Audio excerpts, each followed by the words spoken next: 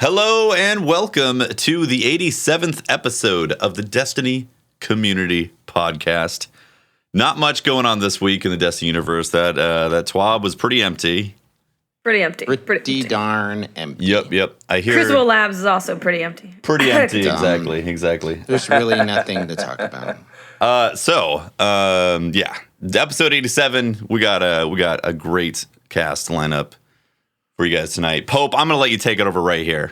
Let's do it, Pope. It's never gonna go. It's always gonna make me laugh. I can't. Tefty, thank you very much. I appreciate you inching your way towards Holt's style of introduction. It's just infecting me and taking over slowly, day by day. I'm really surprised that he was able to give you tips on how to introduce the show, considering that he is now in one of the deepest caves in North America, spelunking. Oh, he's spelunking now? He's a spelunker. He's a spelunker. Interesting. He's trying out a new career. Now, is he doing this with ropes or with no ropes? Like, is it a team effort? Like, no, it's actually pretty interesting. It's called naked spelunking. You go in there without clothes and no ropes. It's just all you, you. Wait, it's all you and only you, nothing. They spelunk with just themselves. Spelunk. What do you like grease yourself up so you can like slip through the cracks? Yeah, right. And then it's not really grease. It's they don't take a shower for a couple months so that they've produced some like arm cheese and then they spread that on themselves. It's really hipster. No one really knows about it. Yeah, that sounds disturbing. New. But anyway, leave it up to Holtzman to try something unique like that. We really wish him the best. Good luck, Patrick. Yeah. Yep. Good luck with the naked spelunking. Yeah. Right. Yep.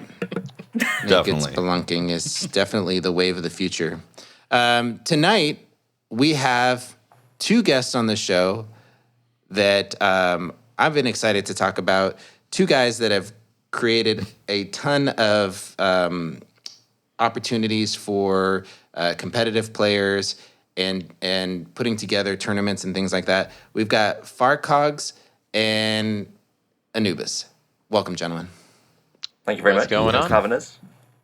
Yeah, so I've seen your names floating around in the Destiny community for just forever. But can you guys tell me first of all, how did you two meet? It seems like almost like synonymous with each other now. I feel like you guys have done a lot in the Destiny community, but I always see your names sort of related to each other. How did you guys meet? So it kind of came about a couple of years ago. We started running community tournaments in the UK, and it was actually a girl called Emma who introduced me to Eric. And it was kind of when Eric was putting together a lot of the grassroots tournament work. And I actually had a job over in Philadelphia, and I was traveling out there every kind of 6 to 8 weeks or so. So randomly, it just worked out that we ended up meeting in a bar. So it was me, FarCog, and Fallout actually met for drinks one day. Fallout was there. I forgot about that. Yeah. Just in the city. So that's kind of where the conversation started. I mean, initially started, An00bis was technically a competitor of ours. I mean, if there is such a thing, obviously we're both working towards the community. But I messaged him and I'm like, why should we be competing when we can just work together, and do twice as much? Then I found out that he was coming to New York City. I live close to New York City. We ended up meeting for drinks. And I hit up Fallout. I was like, why don't you come hang out with us and kill two birds with one stone? So Fallout was there too. That's cool.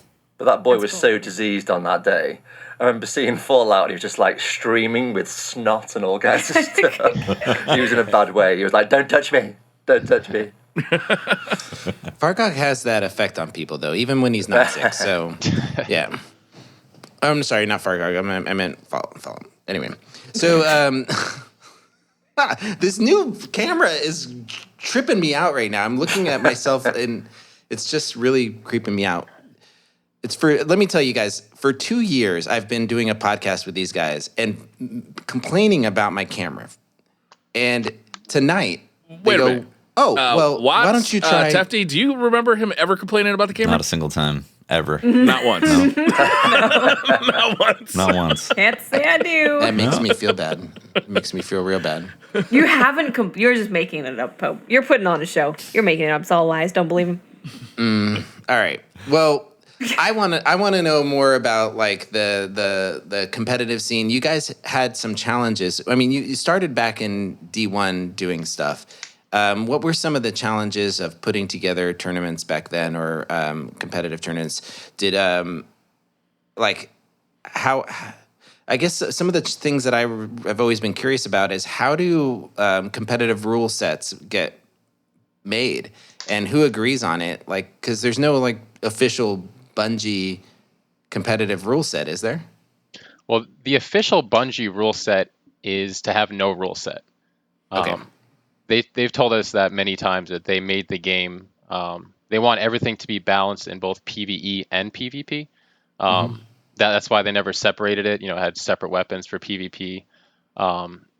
They want everything to be balanced and have no rule set. The scene quickly realized that can't be. I mean, there are just too many weapons that are way overpowered. The way that we organize rules is we got together with all the top influencers, all the top streamers, and we just had a chat with them and asked them, what they like, what's best, and did it that way. So I always wondered about this process, because when you guys, you just explained how you do it, basically, is you talk to the players about what the rules should be. Do you take any input from the fans about what they want to see, like what they want to watch? Because my biggest complaint with tournaments is that the rule sets negate kind of the weapons and the things that you see in everyday play. So the game that is played by tournaments is often not the same game that you play as a casual player in the Crucible. Yeah, I think it's fair to say our philosophies kind of changed for Destiny 2 versus Destiny 1. I think the focus in Destiny 1 was really about balancing individual players. There was no real thought about team composition. But I think, obviously, with the way things have gone with Overwatch and various MOBAs, there's that kind of focus on how the different guns and special abilities interact with each other, which is something we're kind of looking into a little bit more now, as to how we can minimize overuse of those things but keep them in the game. And it's been good to see the devs get much more interested in this world as well. So we had Kevin and Josh weighing in on some of these conversations on social fairly recently, saying we really don't want to take anything out of the game. We want everything to be accessible, but they'd be quite open to us banning replication of things. So teams aren't using 3 Gravitons, 3 Vigilance Wings, but people can choose a specific play style, but only one player in that team can be dedicated in that way. Okay. So if there happens to be an Arc Strider using the new helmet that's causing all kinds of problems, at least they can kind of play to that strength, as opposed to having 3 people just kind of crutching on it, essentially. Yeah, which actually encourages more variety that way. Right, yeah. So actually having some rules is a good thing. You talked about having Destiny stay, Destiny, and not be turned into like a boring game like Call of Duty, dare I say it, or Halo 5 or something, where it's more bland. I used to watch a lot of Call of Duty tournaments when I played a lot of Call of Duty, and one of the mistakes I felt like the competitive scene made at one point was they banned like all kill streaks, and like they really focused in on just like certain weapons are available, certain weapons aren't, certain certain loadouts are available, certain aren't, and what it became was a vanilla version of Call of Duty that just kind of it ignored like the kind of the fun, spectacular stuff in Call of Duty, like the really bombastic stuff, which is entertaining as a fan to watch, like how somebody uses a kill streak and when to use it, and like watching them wipe a whole team is very exciting. Mm-hmm.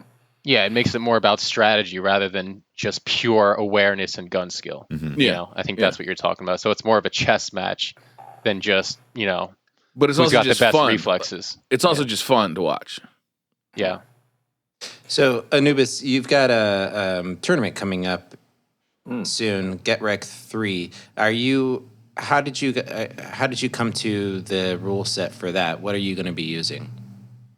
Can you tell us a little bit about that at the moment tournament? is the way the guns are being balanced. They're being done in batches, which kind of creates an interesting problem for us, because if we make a rule set now, chances are it's going to change in 2 weeks' time as other exotics start to get buffed and things. So, to be honest with you, all we're doing at the moment is banning replication. So, banning replication of subclasses, replication of exotics, and because there's a few outliers on the legendary side, so like the An00bis of the world, we're banning replication of legendary weapons as well, just to make sure everyone's choosing a different loadout. No kidding. So that's what we kind of came to. So An00bis is of that caliber of gun that you feel that it shouldn't be replicated in the game? Yeah, and it's really just to drive variety. And unfortunately, there are still a few outliers. Well, not unfortunately, but there are outliers and guns that perform better than others in the legendary class as well. So we just want to make sure that if someone's committing to playing aggressively with an anti-ope, that someone else in their team is assigned a separate role to that, essentially. Wait, so you didn't ban anti-ope, though? No, just replication. Just of that. you can only have one anti-ope so on a team, right? Yeah, exactly. Yeah. I'm glad And we that said That's goes- this. literally all we've done at this stage. Yeah. You know what it's like with the way the community reacts on Twitter. As soon as they have a bad experience with a gun in the Crucible, like they want to ban it immediately. But when the whole community is trying to bring down the time to kill as well, like banning those weapons really isn't going to solve that problem. Right. So we're trying to have more of an open conversation with them about why guns should stay in the game, and things like Colony and Acreus that people clearly have frustrations with, actually in a competitive setting don't give you that much of an advantage. So something like Colony that's only got a 2-kill potential, if you put that in the hands of a lay player, standard player, yeah, sure, they're going to perform better with it. But if you bring in the Loomies of the world and give them a shotgun, they're going to completely outplay someone that's trying to spam a Colony, and obviously the kill potential is much higher with those guns. So the problem is we haven't tested any of this stuff yet, so there's been no real big tournaments where we can see how this works. So I think for the first one, we're going to try and maintain as much flexibility as we can, and then just see what comes from it, and just take the feedback. And That'll be interesting to watch, though, because I would expect just from hearing it that certain players on a team will adapt roles on that team, right? Because since everybody's loadout has to be a little bit different, you might have a guy running close range stuff, a guy running long range stuff, and it'd be really fun to watch. It's really interesting. You'll probably get more variety watching that than watching like someone play Trials. For sure. Yeah, exactly. Yeah. Four gravitons. Yeah, so that's super has- interesting. That's really cool. I like that. And So the if one devs player has are an even on Acreus board and- too. Sorry. Oh, really? Yeah, the devs tweeted at us saying that they like that rule set. Nice. And they haven't been a fan of rule sets at all in the past, and that was one of the reasons. And they've made it known to us that that's like part of the reason why they didn't really want to support the community. I mean, I don't know if that's the only reason why, but now they're outright saying that is a rule that we like. Nice. Anything else, they're not really for. Is- but that really is the only rule. I mean, Is there any weapons that are outright for the most banned? part? Not for our tournament, no. As I say, we don't really see a reason to do it. Yeah. I mean, if we ban replication and like one team's using Acreus and their strategy is to push power, make sure their aggressive player gets Acreus in their hands, and that's what wins them the game, I don't have a problem with that because there's an objective behind what they're trying to achieve. See, your rules aren't set in stone yet, but we've already released our rules. And me and Matt do work together on a lot of things.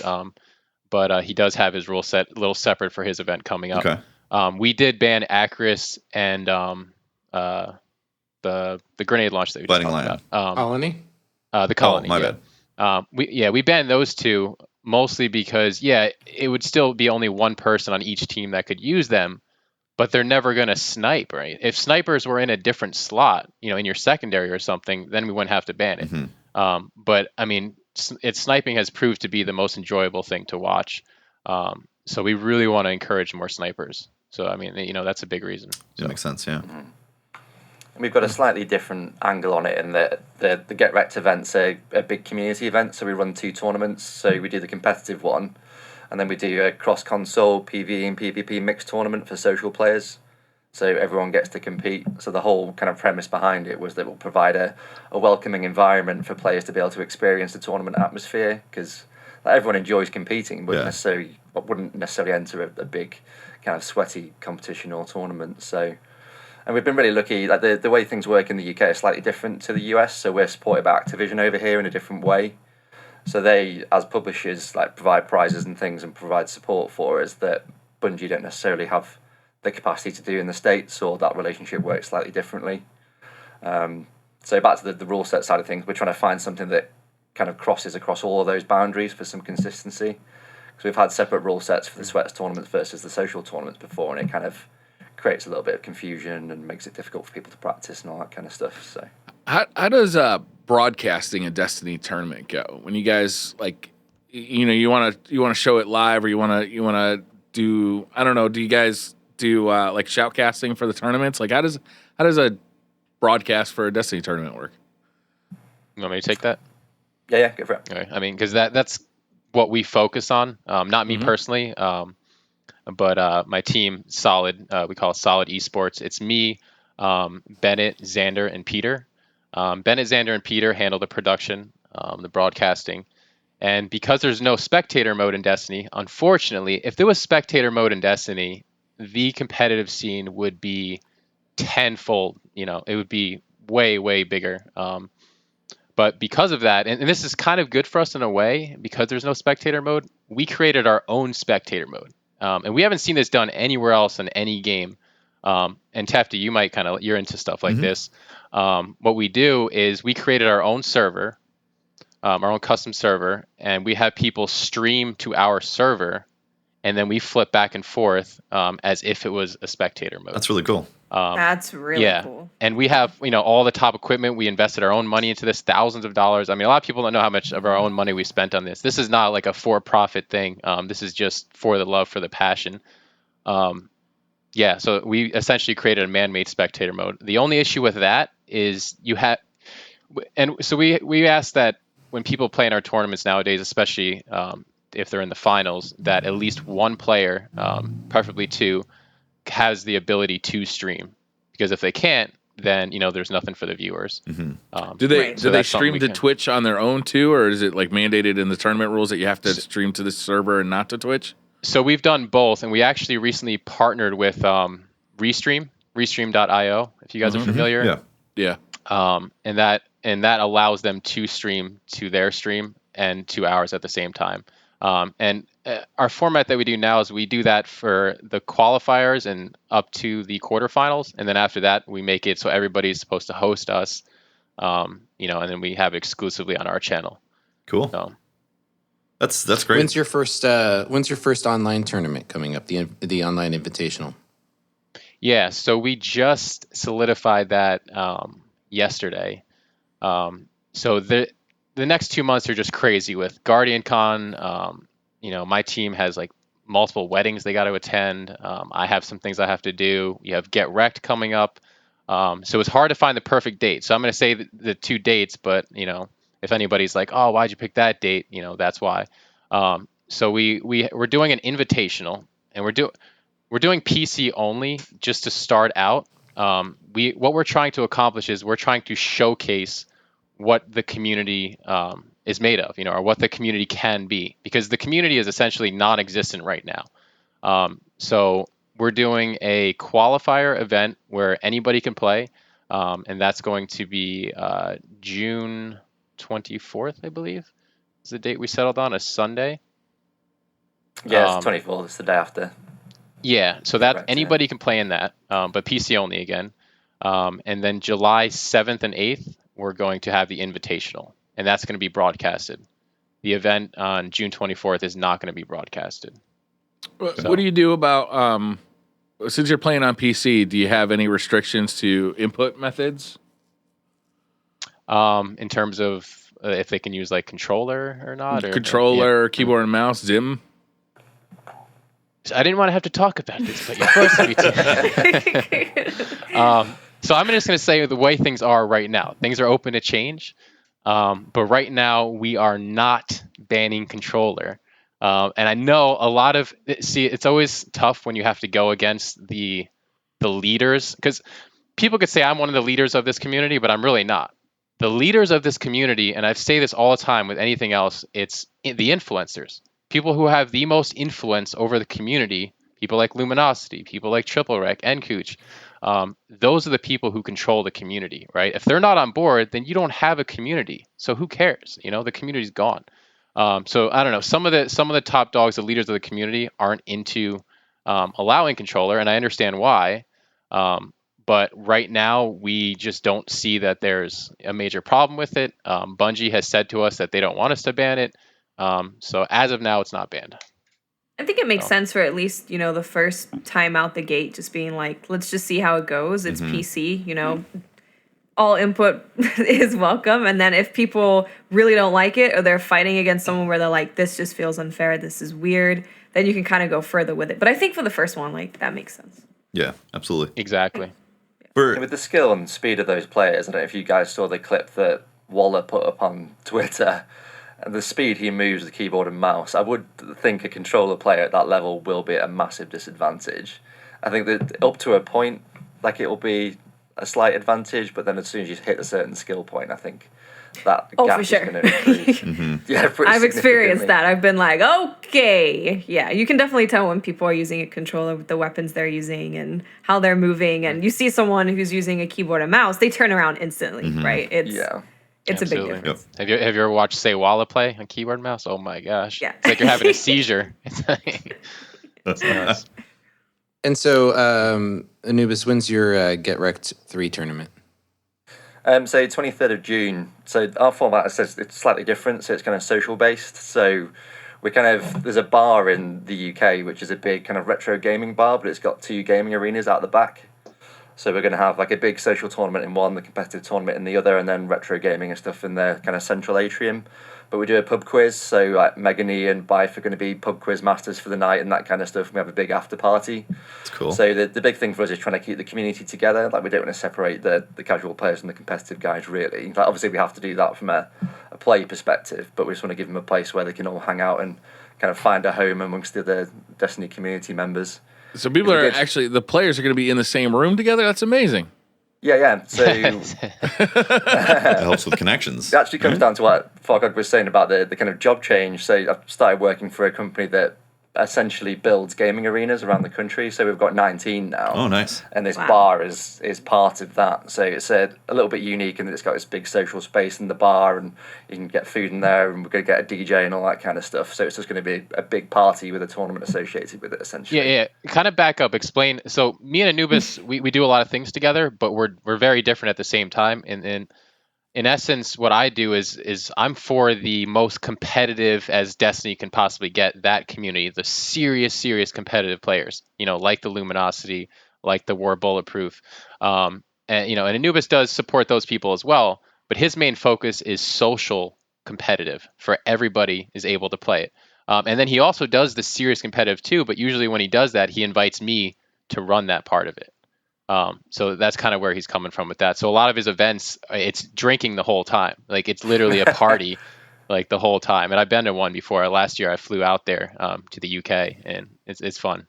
It's actually where Get Wrecked comes from. So we kind of sat down and tried to brainstorm an event. It's like, what can we call a gaming event that's focused around drinking and playing games? And that's kind of where Get Wrecked came from. So That's great. And so people buy tickets?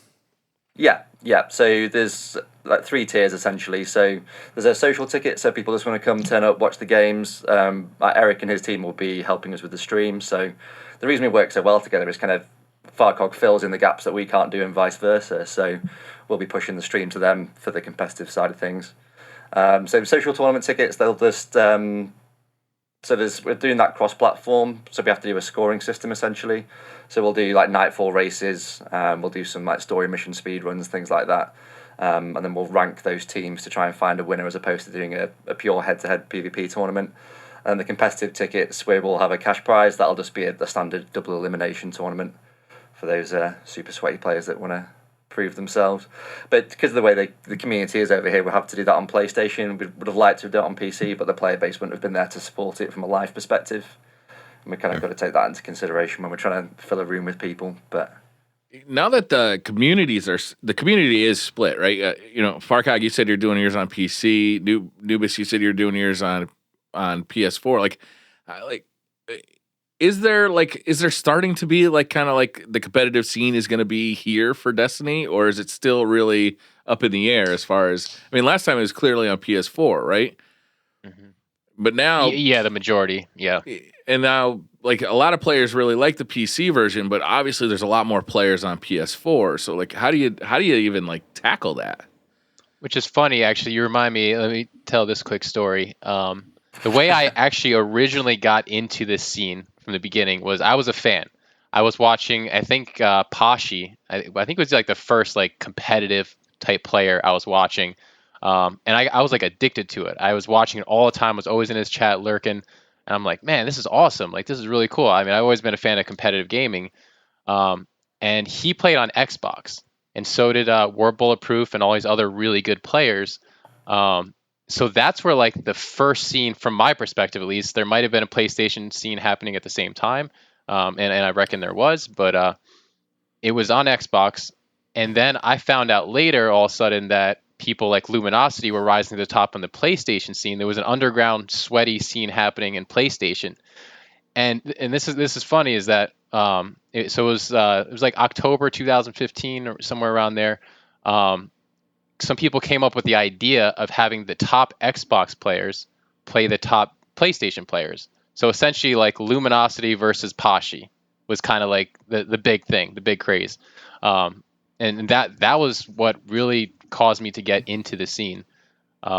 So yeah, and so then what ended up happening is it's not cross-platform, obviously.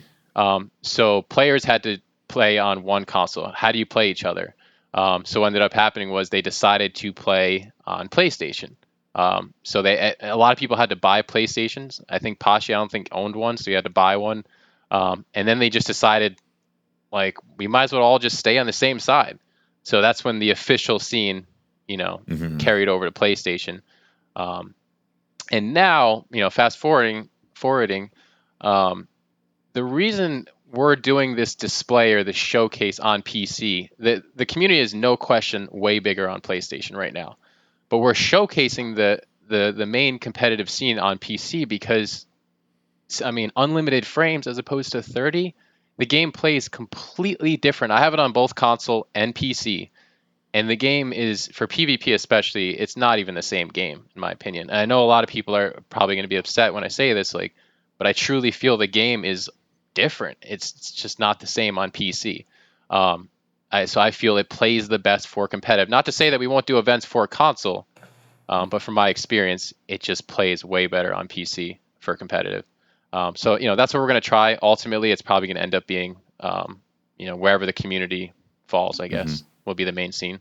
But I believe the really frustrating thing is we kind of spent all this time building this community, and then when the game launched without private matches, it was almost like starting again. So we've had to wait all this time, and it's kind of like developing the whole scene again almost, because we've lost a lot of the big guys, and I don't think anyone's kind of been away from the salt that's kind of come out of some of the competitive players, and that as a result of them not having the resources. And obviously it's been frustrating for us, but it just kind of leaves us in this difficult situation now as to when we start to develop that market for it, where does that market develop, and we'll kind of be led by the players on that and where the demand is, I suppose. But yeah, that 9-month lull of not having private matches is pretty detrimental.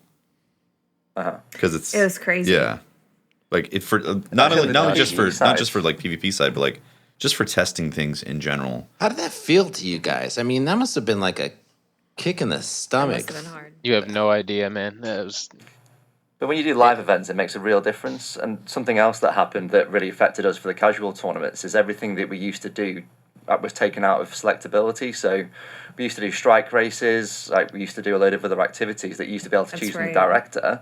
And now we can't even do that. So literally, I won't know what we're doing until the week of the event, because we'll have to do the Nightfall, because it's the only thing we can guarantee that we'll have access to on that day. So that level of flexibility and what we can actually... Yeah, so what we want to do on a lot. Yeah, so we're going to have to do like a meditation for my Cora and like a Nightfall race, because it's literally the only thing we can guarantee access to. Yeah. Which kind of takes the wind out of our sails a little bit. And then the last couple of events, we've literally just had to do Nightfall races without private matches with no PvP content, and that's obviously hurt the reputation of the events as well in terms of the competitive players. So. How do you do a Nightfall race? Do you use the Bungie scoring system, or do you have a different system that you use? We just use the scoring system, yeah. We don't tend to apply any modifiers, so we try and keep a level playing field. So we just say, okay, base Nightfall, get the highest score you can. So we actually did one, there's a massive gaming festival here called Insomnia. So the last event was at Insomnia. And we have it's kind of a running joke within the community that math class literally win every single event we do. So they're always like streaks ahead in the PvE activities, and this is the first time they've been defeated, and it was on a big stage. So they're coming back to join us for the event in June, so I think they'll have a bit of a chip on the shoulder and have something to prove. But when you actually put them in that environment, and there's like big prizes on the line, like PlayStation sponsored 3 PS4 Pros for that event, and the lengths that people will go through to synergize what they're doing in PvE activities is incredible, and the strategies they actually come up with. And I think it's extremely underrated, and I think the PvE community gets a little bit of a bad rap from the comp PvP guys, but I'd say in terms of the amount of skill and time invested in it, it's kind of a very similar equal. situation. Yeah, it's when Prestige Nightfall first came out, and you were watching all those guys go for the top score and go try and get it, just crazy scores. It was actually really exciting to watch. You had moments where people were dying, there was one person left, and they were trying to clutch it up. So I think, yeah, what you're saying, it's not appreciated, but it's super fun watching high level PvE. It's just as exciting. Oh, it really is. The raid layer this time around, man. Like the difference between like the really good PvE guys and the rest of us was a lot of hours. Right? Like a week. Yeah, about a week. I was so concerned when I didn't see any tweets going out. It was like 5 hours in. I was just like, there's literally no point in us trying this weekend. Well, it's interesting to hear about some of the challenges that you guys had in your tournaments, setting them up, and sort of the workarounds that you've had to make things happen. Do you believe now that since the changes that Bungie has made to Destiny 2 with the inclusion of private matches, do you have all the tools you need? Or is there more that they can do to support you in creating tournaments?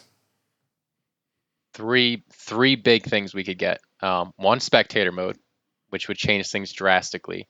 Two, change the tournament license. This is something we haven't talked about. I don't know if you guys are familiar, but they actually have a license. You can look it up. So if you're running tournaments, you automatically enter into their license agreement to run events.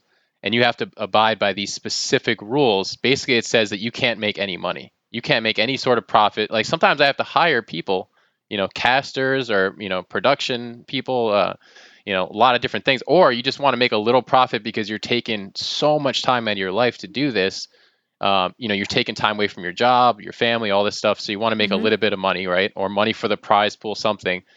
It's so restrictive, the license agreement. So if they could improve that, or at least give us some type of pass on that would really, really help, so we can set up some profit models. An00bis struggles with it too. His whole event is around charity. It might be around charity anyhow, but there's specific things that he has to do. Like he couldn't have a prize pool with real money in the past. At least nobody can win real money, has to go to charity. So that's the second thing. And the third thing would be to support us in the prize pools. How they have in-game currency, or skins, things like that. I've seen this happen with other games. PUBG did it. Halo does it. You could sell specific skins, and people made up mock-ups with this stuff. Sell like an IM or a BSK skin, right? And then have all the proceeds, or half of the proceeds even, go towards a prize pool. You could raise $1 million in like a month. It's crazy, right? It seems so easy. I'd be a lot more welcoming to see that in the Eververse than the Iron Banner. Right? Yeah, and then it would change. Yeah. I watched a video MTash did the other day, and he talked about just the state of mind that the community is in, and the community is just in a really rough state right now. Like we're all angry, we're all pissed off, So little things like that would just turn the whole, way that we see things with Bungie, right now Bungie's kind of the enemy to a lot of people, but yeah, those three things would change the scene drastically. And there's a cap on the prize pool as well. There's an expectation within any esports tournament that there's a reasonably sized prize pool, but we're limited to 10,000 per year, which really doesn't give you much flexibility. Like you do one big tournament and then you're kind of done. You can't offer anything else for the rest of the year. 10,000 per year, but you can't take entry fees and put them. I forget the exact rule that it is, but somehow you can't. Everything you make from entry fees has to go into the prize pool essentially. So you can't take any of that money. Why is so if you have an in-person venue, you have to pay for that venue. Right. You know what I mean? Yeah. So you have to find that money elsewhere. So they basically set you up. Why for is it so restrictive? That's crazy. Why is it so restrictive? Is there anything that like makes sense as to why they made it so restrictive, or does it like are they trying to hold that section of like the pro esport for themselves when it might come around? that was our initial idea. That's what we thought that they were doing, and we would have been glad. I mean, I've always said in the past, this isn't about me. Like, I really wanted to see the community flourish. If they wanted to come in themselves and do it, they probably would have asked me to help them or something. That would have been fine.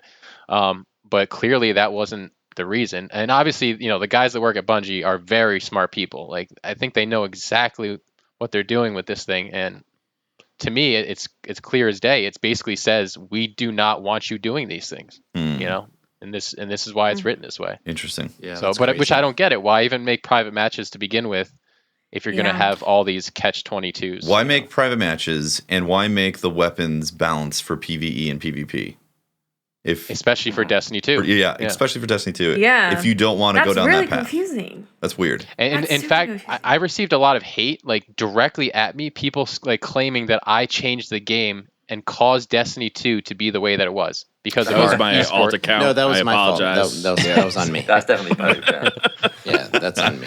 I'm like, what do you mean? There wasn't even private matches. Like, if they were doing it because of me and our underground scene that we were building, they would at least be private matches. But there wasn't, so. Well,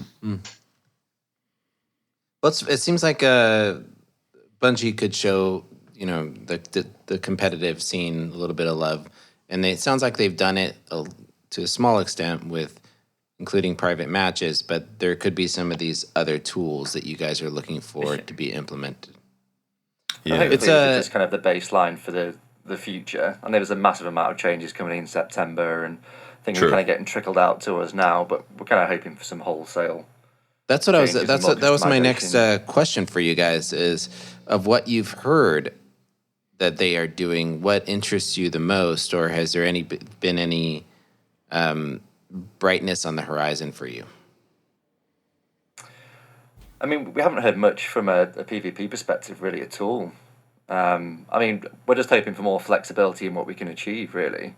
And I say it's small things like allowing us to select things from the director. I just don't think they would have considered that. Obviously, the whole problem with Destiny 2 is oversimplified, but the kind of problems that come from that are bigger than just the community being disgruntled that they don't have access to these kind of activities when they want them. Mm-hmm.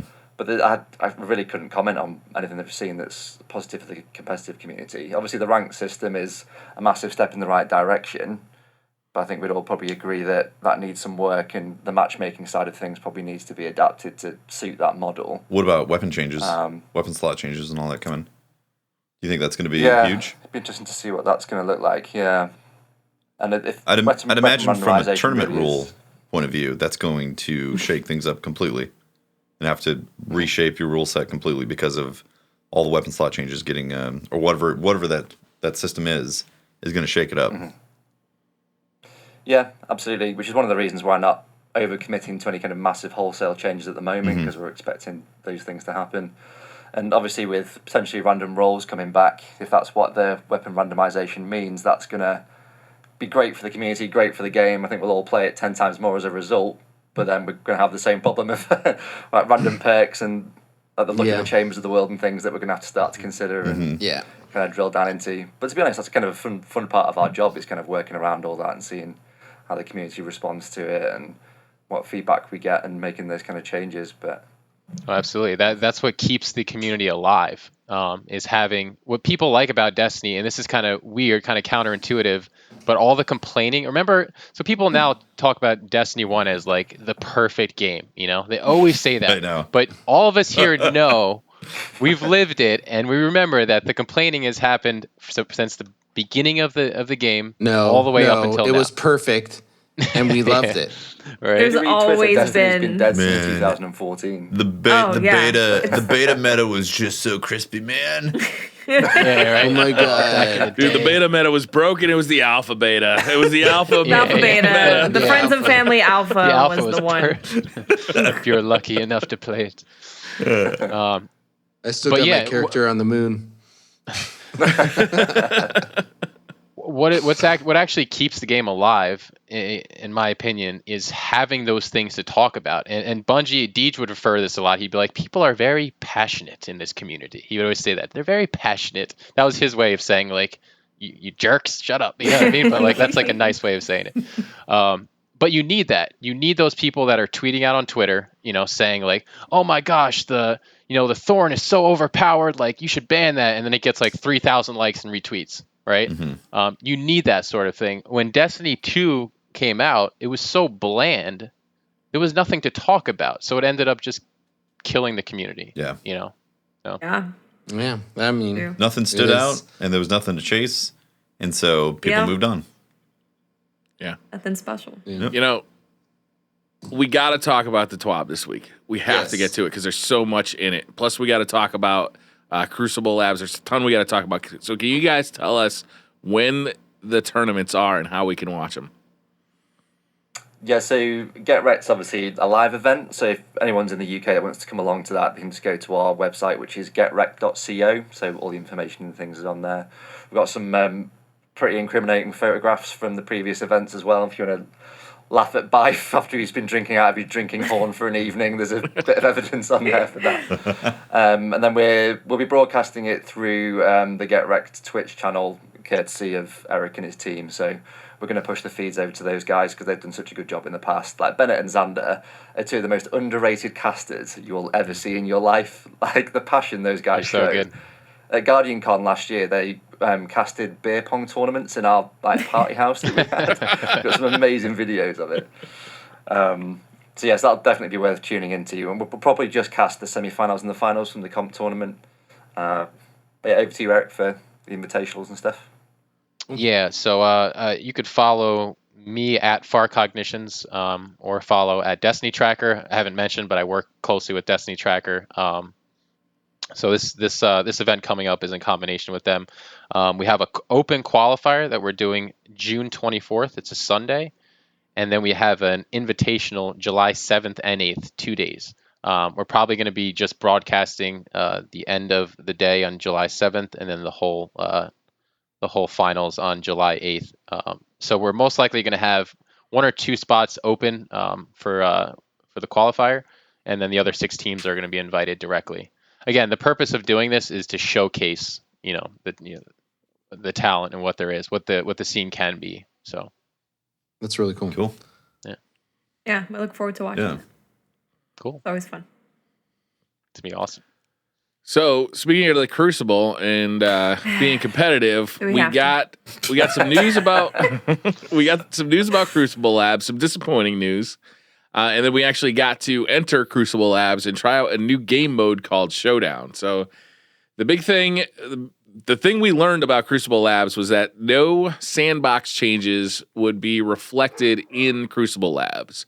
It would just be new game modes, a way to try out and to adjust new game modes, which I'm a little disappointed about, to be honest with you. I'm a lot disappointed about it. I think we all were. Definitely disappointed about that.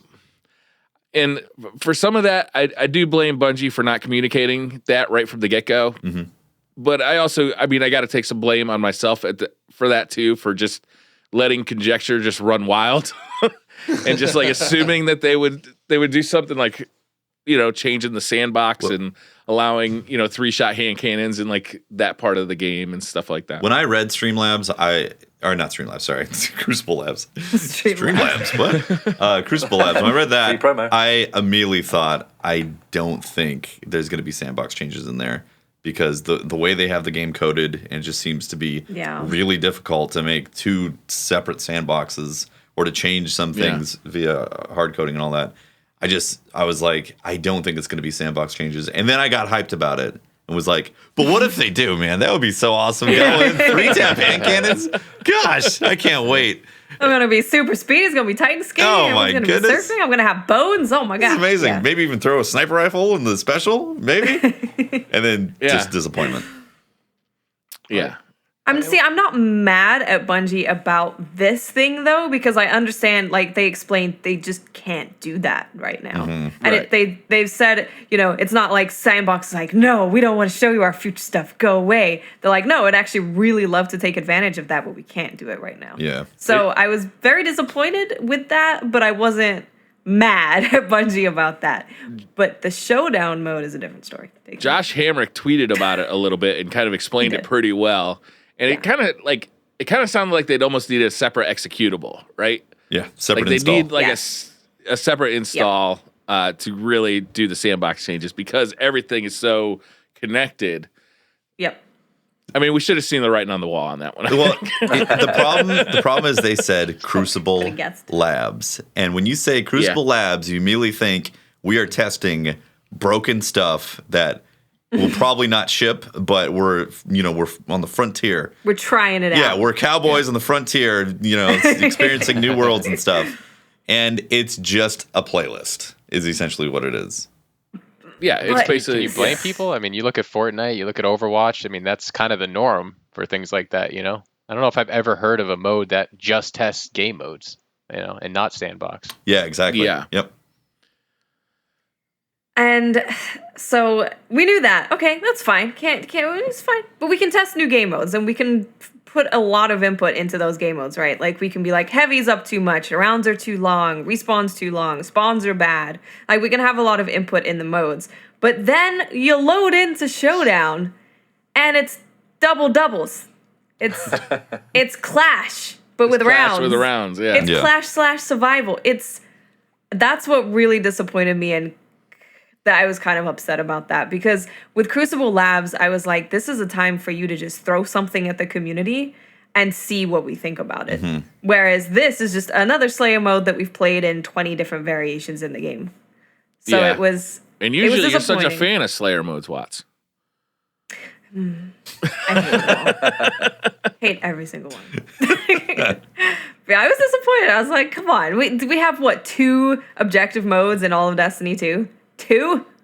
I'm not gonna lie. I was playing it. I was streaming when I was playing it, and I was like halfway through a game. I'm like, wait a minute. I feel like I'm just playing Clash. What's different? And chat had to tell me what was different because I was just talking to chat and like playing the game, and they have like a little bar that comes up with instructions for the game mode at the bottom, but it was so fast. I was reading chat. I wasn't reading that, and like I just missed it. So as far as I was concerned, I was just playing Clash, and then the round was over. I was like, oh, okay, I get it. And then, there is some differences between Clash and this, right? It's like there are rounds, the 3-minute rounds, and when you exit a round, you reset any power weapons you have. You do carry over any super energy you have, but any orbs that are on the ground are lost. Mm-hmm. So it does offer, in a difference from Clash, it offers kind of like a reset. So if a team is really snowballing, it does kind of pull back on that snowball a little bit, but in most aspects, it just feels like Clash. Yeah.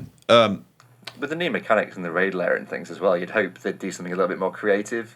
I was hoping for like a Rift type game mode where you can like throw the ball around and stuff. Oh, that ball is so much fun to throw. Right? The ball is really fun. Mode like that. Enemies could intercept by jumping up and grabbing it. Like, that would be so fun. I want like a game of football.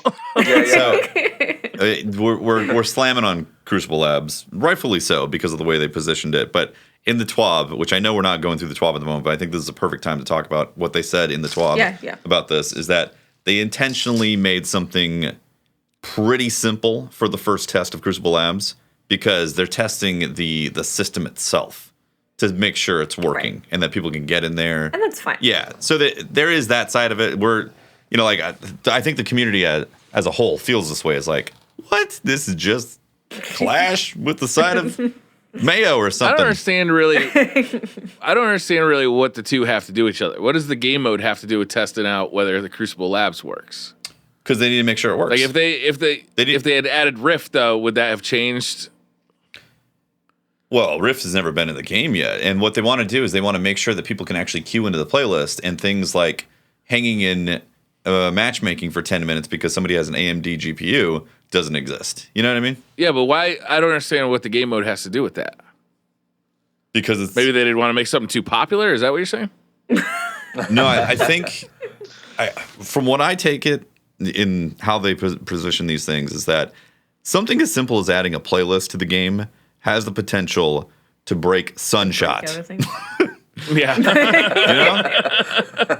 Callus's shield has infinite hit points because they added a Crucible playlist.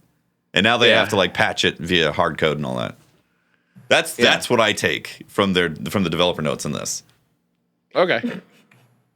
So hopefully, with the feedback that we're giving, I mean, it's fine for people to see that and be like, "Look, I don't want another Slayer mode. I want an objective mode." Yes. And that's all. That's still good feedback, even if you don't have feedback specifically about the mode. All of that is still super important to give to Bungie. So they're like, "Okay, they want us to make more objective modes. Okay, we'll do that." So hopefully, the next thing we get in Crucible Labs will be something we haven't experienced. We need that ball, and we need to chuck it. We need that ball. We need that ball. We need the raid Be ball. amazing. Yeah. Maybe a basketball hoop from the Oryx raid to throw it into. That'd be assets cool. are There's already a ton Yeah. of That mechanics could be in the capture game, the yeah. flag. Yeah, man. That would be Yep. super fun. If you could throw the flag to your teammates.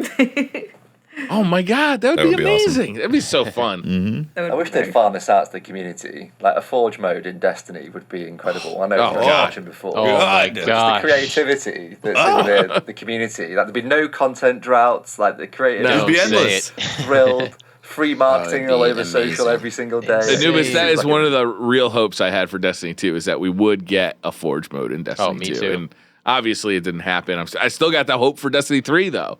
Like it makes so much sense for Destiny. Like Oh my gosh. you could design, strikes, you could design PvP levels, you could design game modes. Like there's so many things you could, and you don't even have to be able to adjust the geometry. Just set waypoints and set, like things like that for players to do. Maybe set spawn locations for enemies. Oh my God, that'd be amazing. It's literally what extended the life of Halo 3 and Reach for Huge.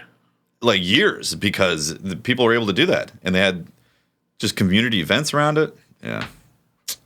One day. What did you guys think about Showdown? Like as a Slayer mode, obviously, Watts, you don't actually like Slayer modes. Right away, I said these rounds are too long, right? It's a best of 5, and there's 3-minute rounds. So like minimum, you're gonna be in there for 9 minutes, possibly 12, possibly more than that if you go into like the overtime, like a 5th round. Which the 5th round is actually pretty fun. If you haven't done it, it's a capture point kind I of want that all the time. That's what I want. I want that. I want the location to spawn randomly on the map. You got to go capture it. That'd be fun. I want would like something that. like that. But King yeah, of the the mode, it's okay. It's kind of just more of the same. It's got the problem of survival of when the team is up in winning points, they can just go and hide and just run away. And Yeah. that's like the worst part of survival is it promotes passive play. And I think this mode kind of promotes passive play. And that's not that fun. I enjoyed it. I enjoyed doubles a lot. So to me, the scoring or going back and forth was fun. I think there could be some more objective type components to this type of game mode. I like the concept and the way it flipped. And like Watts, I enjoyed the capture point. I would have wanted to have something that the teams work towards in doing so, and not just being it for kills. We've seen them do the mechanic of the ball in the raid, right? And we've seen them try objective modes like Rift. Having something where a member of your team has to carry the ball and you can pass it amongst each other and get it to the other side or to dunk it on something, it's a Yeah, we something that's talked very about there. that while you're gone. Actually, the ball mechanic is so much fun. It'd be great to have that. But specifically with Showdown, is there any improvements with Showdown? I thought it was very vanilla. There wasn't like I understand. I read the development notes. I understand why they, and I apologize. I had to step out, but I understand why they did it. But it really didn't. It really didn't challenge the thinking much. Like I would have liked to see like definitely shorter rounds, but then the heavy spawn or it spawns once in the kind of in the middle for everybody. But I thought it would have been interesting to keep that spawn instead of going to the 2 spawns one on each side system, because that I think would have promoted more conflict. Right? It's like heavy's so important in Destiny 2. If you got everybody moving toward the middle, at least it would have created some kind of an objective. If you're sitting in the back and you're just letting them get heavy every time, it's gonna be hard for you to win that match. think part of the problem with the current game modes is that there's no real flexibility in the time a game takes. Like, you can kind of expect to be in there for the duration for every single mode.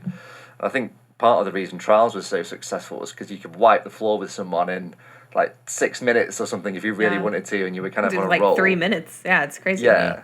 And the satisfaction in that was amazing. Like, it's like, oh, we absolutely murdered those guys. Or on the flip side of it, at least if you're completely outclassed, it's over with quickly. Mm-hmm. And you don't have the embarrassment of Shaq's mercying you. You can kind of just go on your way with your tail between your legs. It'd be nice to see like a 3-man elimination type of game mode introduced to. Imagine. Yeah, introduced to crazy. the labs. That'd be a fun one to see. Maybe I bet that would be pretty popular. It'd be fun to see that in Destiny 2. With a radar? Oh, with radar. Speaking of radar, I'd Interesting. actually like to ask you guys what you think between radar and no radar. It's something that was put in as a reactive measure, wasn't it? It wasn't built into the game as a system. I think it could work if it was built in like a system is in Overwatch, where you've got the audio cues and you've got other ways of knowing where people are, and the maps are developed around that as well. But because it wasn't designed around it, I just don't think it works currently. I'm not 100% against it. I mean, I've played plenty of other games that it does work in. I don't have any issues, but that's what kind of leads me to the conclusion that it's not necessarily the no radar, it's just the way the game's built around that. But what do you think, FarCog? I agree. It was an afterthought. So the biggest issue with the no radar is the audio cues. There are audio cues, but they're not at the level that they need to be to have no radar, in my opinion, personally. The fact that like a striker titan can be in full super and slam you from behind, you had no idea he was back there. Well, see, not everything.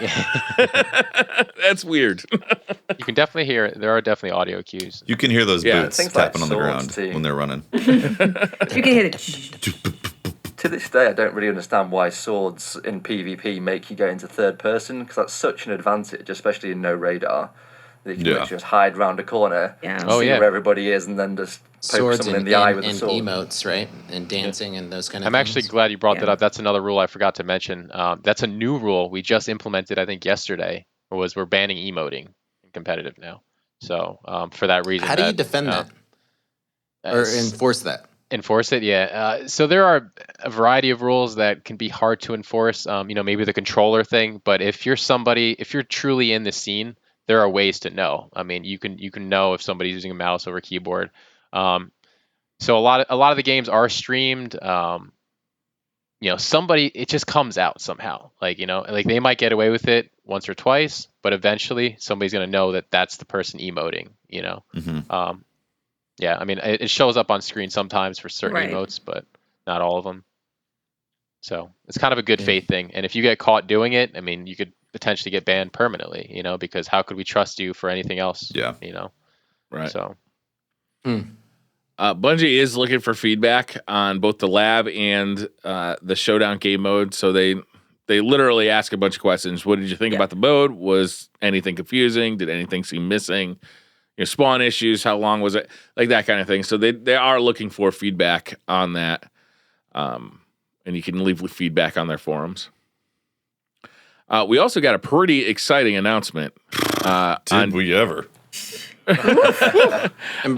June. Before we move on from the private matches, I just want to say that I appreciate what they're trying to do with it. Yes. And I understand 100%. that they need to take things slowly. That's their Bungie way. But I'd like them to come out the gate next with something. I want a new game mode. The next one, give us something new. Yeah. Something challenging that stretches what they're doing. Well, are we making the assumption that there's going to be a next one like right away, or are we going to be waiting 2 weeks? No, they said in the TWAB that they're refreshing it every reset, and they might shut it down early if something goes wrong. Okay. Yep. Perfect. Do they have enough modes for that?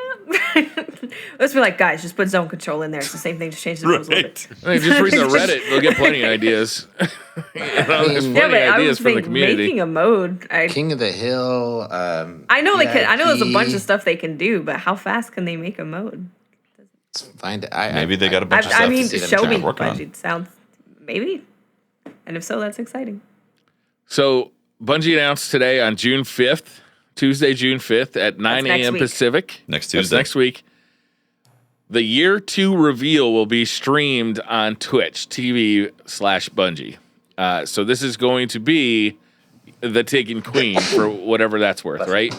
We're not going to have to, they're doing this outside E3, it would seem. So they're going to do it from the Bungie studios. They're going to reveal this thing on Twitch. They're going to bring on game director Steve Cotton and project lead Scott Taylor. And they're just going to reveal this thing. We're going to theoretically see what this new game mode's going to be and what's going on. Yeah, in that image, which clearly shows the Stargate. Clearly. It looks like a Halo ring to me. I got to tell you, I'm so excited for the Destiny Stargate crossover. This is going to be amazing. What are we seeing there? It's the reef. I have to look at this. I need to pull it up real quick. Yeah. It's not the I mean, the reef. purple, like kind of misty, definitely reminds me of the reef. But the circular, structures, they don't say reef at all. The circles look like the circles when you're dropping down in the raid lair that you have to go through to open Vex. that gift that Callus gives you. Vex, yeah. Yeah. Looks Vex. You're right. So Vex. They're kind of maybe, vexy. It's honestly, it's a cross. They're kind of vexy, kind of reefy? Yeah, it's a reefy Vex mixture. It's a Vexy reef. See, It's a new reef with the Vex, not the follow. After the reef was destroyed, the Vex came in and started to build it up again. So the community is expecting to see what those space nachos are all about. For Yes. for the big fall We release. definitely want to know. Yeah. Right. So at the end of the campaign, when you play Vanilla Destiny 2, the end of the Spoilers. campaign, after the for sure, after the credits roll, you get this little glimpse, like the Traveler's Light is traveling throughout the galaxy and seems to wake up these kind of triangular shaped ships. Bad Yes. guys. Yeah. Mama birds. And like theoretically, like a lot of people have been assuming that that's going to be what the Taken with the Comet, the next big expansion is going to be about, is like these other things. I don't think it's going to be that. You don't think so? I really think don't. those are further out. I think the Space Doritos are further out. Yeah. You think that's like Destiny 3? I think it's either going to be Destiny 3 or it's going to be year 3 of Destiny 2. Yeah. I think so. Yeah. I think we're going to find the queen. I think it's literally going to be Taken Queen. Well, not a literal Taken Queen. Although that would maybe be somebody hope did it's take not. her, I hope and she she's is a not. Taken Queen. You know, it'd We'll be. get news in Destiny 2. I would love them to explore the Trials of the Nine or the Nine in general, and if like the Queen for some reason is connected to the Nine or whatever, like Yeah. I would Sure she is. love that type of thing to be explored. Yes. Wouldn't that be I awesome? am 100% down. Unknown Yes. space. I like that. Wow, let's Yes. find out what this unknown space is that we go to the Spire in for Trials of the Nine. Let's find out some details about this. Maybe we go team down up with MacGyver. We go through the Stargate. We find the Queen. Yes.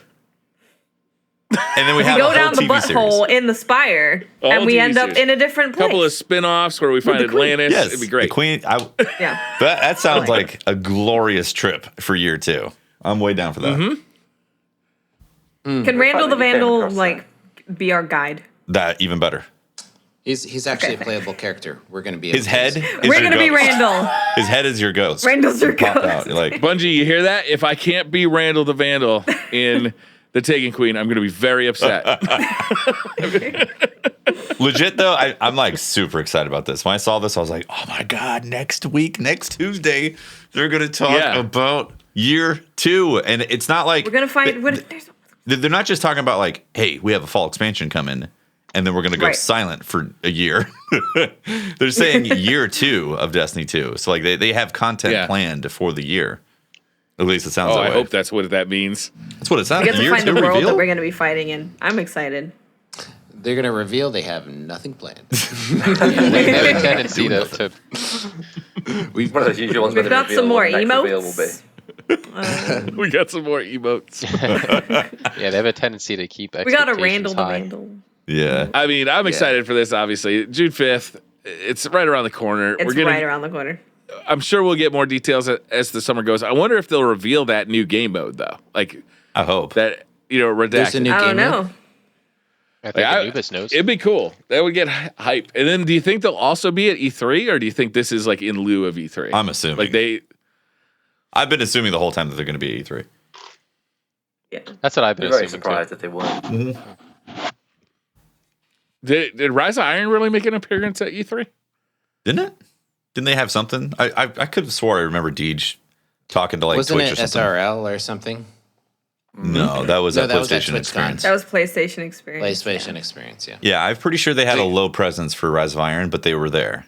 I'm pretty sure. I guess what I really mean is like on the PlayStation main stage at E3. You know, like, right.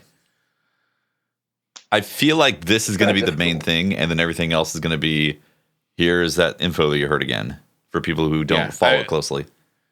Like maybe have it playable at E3 for people who are there. That makes sense. You know, Yeah, and That makes sense. Oh, do you guys think that we're going to get new attunements for our subclasses? We better. Yeah? Oh my goodness, maybe. 100%. You know, you get I'm gonna go yes. top, bottom, You're gonna go right on the record attunement. and saying yes. Yes. I don't know about this whole right attunement. I want to You go want a like left attunement? right. I want left Yeah, or but right down the that's middle. where you do your class, you know, your dodge. Your dodgy McDodgerson. Don't fence me in, Tefty. Don't fence me in. Don't be fencing me, man. I gotta say yes. But yeah. If it's Taken King style expansion, yes. Because We're getting new subclasses. cool. Was new attunements. No, like new attunements. Yeah. Yeah, not a full subclass. Not like a new elements being added, unless they want to do like a Oh, split that up. well, that'd be it. That's what would get me. That's what would get me to buy the expansion. They have to do. Yo, new subclass would be way more hype, to be honest with you. Yeah. But what if you get like new supers from the attunements? Like, Yeah. they can still do that in the attunement. They can switch up a could. lot. Yeah, think it They like could. Self-res return. yeah. So same element, Self-res. but different super. We don't talk about self-res. Break it all Who over said again. self-res? Anubis, please. That's a yikes for me, dog. Okay, so You here we go. mentioned forge mode, and now it is. We meet the queen, right? And she attunes. She gives us a new class Awoken of magic attunements. class. Awoken class of awoken magic class. That's been You're like, like, Trials of the Nine. yes, You know, the space you dust. got that whole thing. Tentacles You got tentacles that grow out of your face. and ponies. I like the sound of this. Yes. That's all I know about the Nine's tentacles. Yeah, that's it. I mean, they have to do That was it. something. Like, if there's no new enemy race, like complete race, they've got to give us new ways to play. Like it's a year in. You just nailed If it. it's just New Rusty ways Vex, to play. Hold then I up. think we'll all be a little bit. You just nailed it right there. I Yep. really hope that we see something new of an enemy race. It doesn't necessarily have to be completely brand new races, but like Hive and then Chili Hive. Chili. And hive that are like sort of transparent Yeah, you know, like and shiny. We need hive. we need like They kind of got away with that though with the icy Taken? hive. I thought there was Yeah, gonna be there's the far, Taken, far the more icy. pushback for well, Rusty. I think Vex. the expectations for a DLC are a little different than for an expansion, though. And then there was the Sivified, Fallen. they've definitely been taking the races and like outfitting them with these various Putting new conditions. skins on them. Various conditions that they've grown with. I would love to see a new enemy type, like Dark Guardians or something. Or Yeah, I know. I don't know. It's tough to suddenly invent a new race into a video The stranger's game. gonna come back. She's gone dark. She brings her dark guardians with her. No, With the Braytech. Dorito people will bring a new race. I mean, you'll be able to be you'll snap into a That's Slim Jims, not Doritos, bro. They're gonna bring the nacho cheesiest race and it's gonna be the cheesiest race of the Destiny. the coolest ranch of races. They got all the signs point to Fallen, don't they? At the minute, I mean, looking at finding Morozov's brother's ship on Mars and stuff in Warmind, Yeah, right. and Yeah, the Fallen insignias and stuff on it. Like it kind of points that direction. But that's right. whether that's I would love now a or later. real Fallen expansion because we really haven't gotten one, right? We haven't, no. The Rise of Iron were Fallen adjacent with the Siva, but it didn't really get into like Fallen, like backstory and lore. Like we've been with the Hive, like we've gotten a lot of Hive stuff, but very little for the Fallen. Mm-hmm. They're Yeah, so we cool. haven't had like a fallen raid. We had Siva, but they look very different to Fallen. I'm sure the way they run stuff is very different as well. I just find the Fallen so incredibly interesting. And in House Yeah. of Wolves, we had That was not a raid. And House of Wolves was not a raid. So I would love a fall. Yeah. They also mentioned that they'll top it off with a look at a new roadmap with exciting new promises for everyone. Oh. Does a new roadmap at this point include a September expansion, a December DLC, and a spring DLC? I don't know. Yes. Yes, it does. Personally, I would be thrilled if they were going to drop essentially a main DLC than 2 satellite DLCs per year. Right, that was the plan for Destiny 1, and they had to pull back on it because they couldn't do it fast enough. Now, or at least that's what we like But now they Curious have VV. Visions is pumping Warmind quality out there. Yeah. right. doing They're a naming great job. submachine guns, the Huckleberry. They're Polaris just all Lance? over the place. We didn't over talk here. about Polaris Lance, guys. We didn't talk about Polaris Yeah, Lance. we got to talk about Polaris Lance. It's Yeah. good. It's fun. amazing. I like it. It makes things explode. I love it. So I haven't gotten it yet. Tell me about it. Exactly what does it my do? How God, good Briar. at what it does It's is crispy. it? Why have you not gone and It's not that hard to get. why have you not acquired this jewel of an exotic, man? I've been too busy playing PvP. I'm not gonna lie. This is it's like It's maybe like an hour and you can get it. it's like you'll have it. Black Hammer. so it's- OG Black Hammer, okay? OG. OG Black Hammer OG. with So Zen it's got Meteor's magic perk. bullets. Yes, it I will paint a scout rifle for you that will immediately make you want to turn on your PC and go get it. Okay? Okay. The only downfall with it, and I'm going to start with this, is that it's a high impact scout. So the archetype itself is kind of rough. Yes. It hurts in PvP. poo on a stick. You know, yeah, that archetype in general is bad. But essentially, that's the downfall for something that's unbelievably amazing.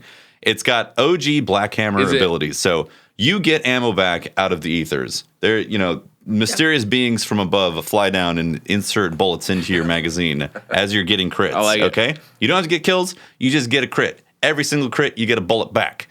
Every crit. Every single crit, you get a bullet back in the magazine. Oh my god. After 4 crits, It gets better. Non-consecutive. Just anytime you get 4 crits in one magazine. Anytime in the magazine? Anytime. Just Doesn't whenever. have to be consecutive. You get an explosive round. That's like Boom. That's like How explosive? it's like a cousin of the Sunshot. Okay? a cousin. It's like not Sunshot Sunshot's the big exactly. bro. It's Kissing like, cousin. yo, I do explodes, And then it's like, this is my baby bro. You get one of those bullets every time you get 4 crits with this scout rifle, and it makes an awesome retro sound, like you got a coin in It Mario has Brothers. an awesome sound. It's like to tell you it loaded up. yes. And then you fire it. You fire it. Yes. It explodes. And then you keep doing it over and over. Nice. I have to take a nap. Just smoke a cigarette.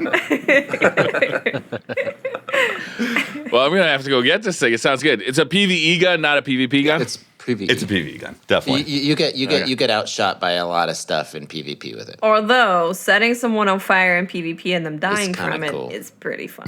Yeah, there's that a does burn. sound interesting. There's a Watts. burn associated to the Oh, the explosion, Briar. That's puts right. A burn on you. It's a damage over time burn. Yeah, not only Wait. does the What? solar bullet. Yeah. Yeah, I know. I knew I was forgetting It's something. Thor. And there's more. I knew I was forgetting something. The solar bullet, But wait, there's more. it has a delayed explosion to it. So it acts like a regular bullet and then a slight delay, and then it explodes, causing an AoE effect. AoE, all right? So everything around it gets affected by it. Area of effect. And then they get lit on fire. It dices. And then you can keep on critting the face. When you're fighting Callus, guess what? You don't have to worry about ammo. Ever. Because you just get crits. Ever. You don't reload. You Wow. get crits for days. Nerf That it. sounds good. And it, Don't nerf yeah. it. Who said that? Just kidding. Just kidding. You know, It's my new Fark, fave. I've had enough out of you. All right, I'm about to send him out of the call. They knocked it out of the that's- park with this exotic. It feels like That sounds amazing, man. It feels like a Destiny 1 How exotic. do you get it? I haven't even investigated how to get it. Have you done the Nascent Quest? NASA. Yeah, the Nathan. Have you done Anna's Nascent Quest? I don't. Goodness. Is that the one with the hand cannon that I don't like? No, No. that's No. Sleeper. It's Okay. there's 1 out of 5 Nascent, then 2 out of 5 Nascent, and then 3 out of 5 Nascent. Oh yes. So those have been time Where are you gated. on that? Those have been time gated for the community, not for your account. So if you have Oh. not been doing them, you can do Nascent 1 through 4 this week and get this gun. Yep. It's just right. it's been Oh. community time locked. So sweet. So I can get it tomorrow. Yes. Yep. You can get it tonight. Get it right I'm now. going to bed after the podcast. I'm not going to lie to you. No, you're not. No, you're not. It's that good. It's that good. It's that It's that good. Oh, What do you think the So, fifth step's hey, you gonna guys be? remember that time we played Bungie and whipped their asses? huh. I believe I think so, yeah. Which time? It wasn't I mean, that significant of it. You know, actually, Tefty, don't we have some video from that? Do I need to play this? Because I have to set this up. Hold on. just keep. It's talking. apparently they had to quickly turn around and challenge somebody else, a weaker foe, to get their confidence back, Briar. Yeah, they played Vicarious Visions. Did you guys watch this? I did. They, I'm not going to lie. They stuck it to them. They brought the big guns. They brought the heat. They came hard and they came fast Big at guns. Vicarious Visions. They weren't going to lose 2 in a row. No. Okay, I think I'm ready to play this. After the humiliating defeat they suffered at our hands. That's right. It was humiliating. All right. But yeah, we do have a little bit of video that we wanted to share. Yeah.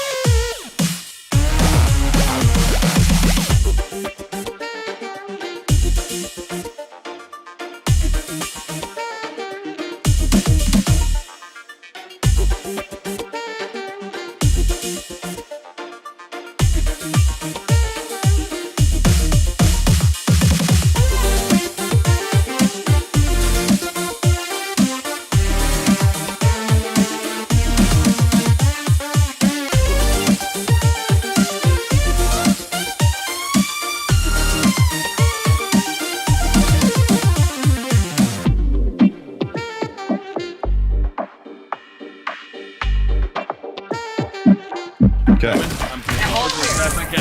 I just killed myself. crap. Oh, man. All right. That's it.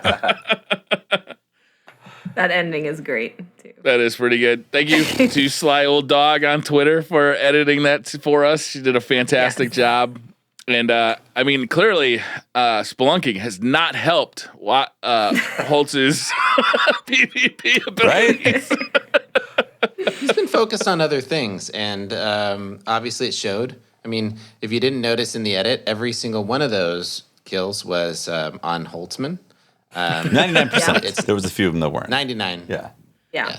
There was a few. We had to put in the tethers against the smash, right? That had to be in there. Yeah. That first one was beautiful, Briar. It was beautiful. It's good stuff. The other name for that has been suggested, the Watts-tage. Yes. Because 99% of it is Watts killing Holtz. Like, did he steal your dog, or what happened, Watts? Yeah, you unleashed some reason- some anger on him. I just always found Patrick. Maybe it's because we play basically the same way, so we always end up splitting off, and then it's like, oh, there's Patrick. He's by himself again. So I think that might have been why I found Patrick a lot. Yeah, that was a lot of fun. Movie of the week. Yeah, so we are going to be submitting it for Movie of the Week next week. You know, we're going to link it out, so definitely upvote that so we can get a chance to get Sly Old Dog her first Movie of the Week. There That we would go. be amazing. Be awesome. Do they have like a movie of the year too? Like take the best out of the year, They should. They should. They should. and then they should send them a trophy Yeah. That would be or a amazing. plaque. or an in-game, Yeah. like, you know, something. Like a Yeah. class item or something. An Like something IRL. more So many things you can big do with than- Destiny. How about the Iron Banner So many emote? things. Briar. Just Iron Banner emote. It wasn't the Iron Banner emote, okay? It was something else. It wasn't. It was the Iron Lord emote, which Yes. has nothing to do with Iron Right. Banner. Poke Bear. Yo, every time I saw Sorry. that argument on Twitter last week, I just ignored the person or blocked them. It was a bad look for sure.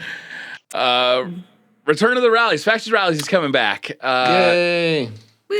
No, this is big. Some this good is good. changes. This is This is a actually big. No, this really is a big deal. This They're is changing huge. it a lot. Yeah. They're changing it. It's going to be awesome. I was very surprised to see this. Yeah, so they're making some huge changes to it. Pledging to a faction rally should be a meaningful choice, they say.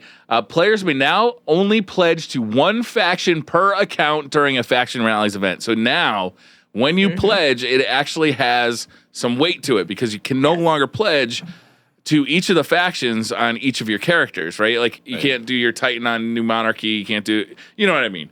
Now, when you pledge, it's account-wide for that one. Well, clearly it should be Future War Cult so that we can all earn the Sunshot Catalyst. Yeah, because I heard that the Graviton Lance Catalyst is going to be bugged. Yes, I heard that Oh, as yes. well. Yeah. You guys first are faction rally. lying What? out your butts Pope. right now. Graviton How Lance dare you, is Pope. not. How dare you. No, I heard you. I want the Graviton Lance. I remember.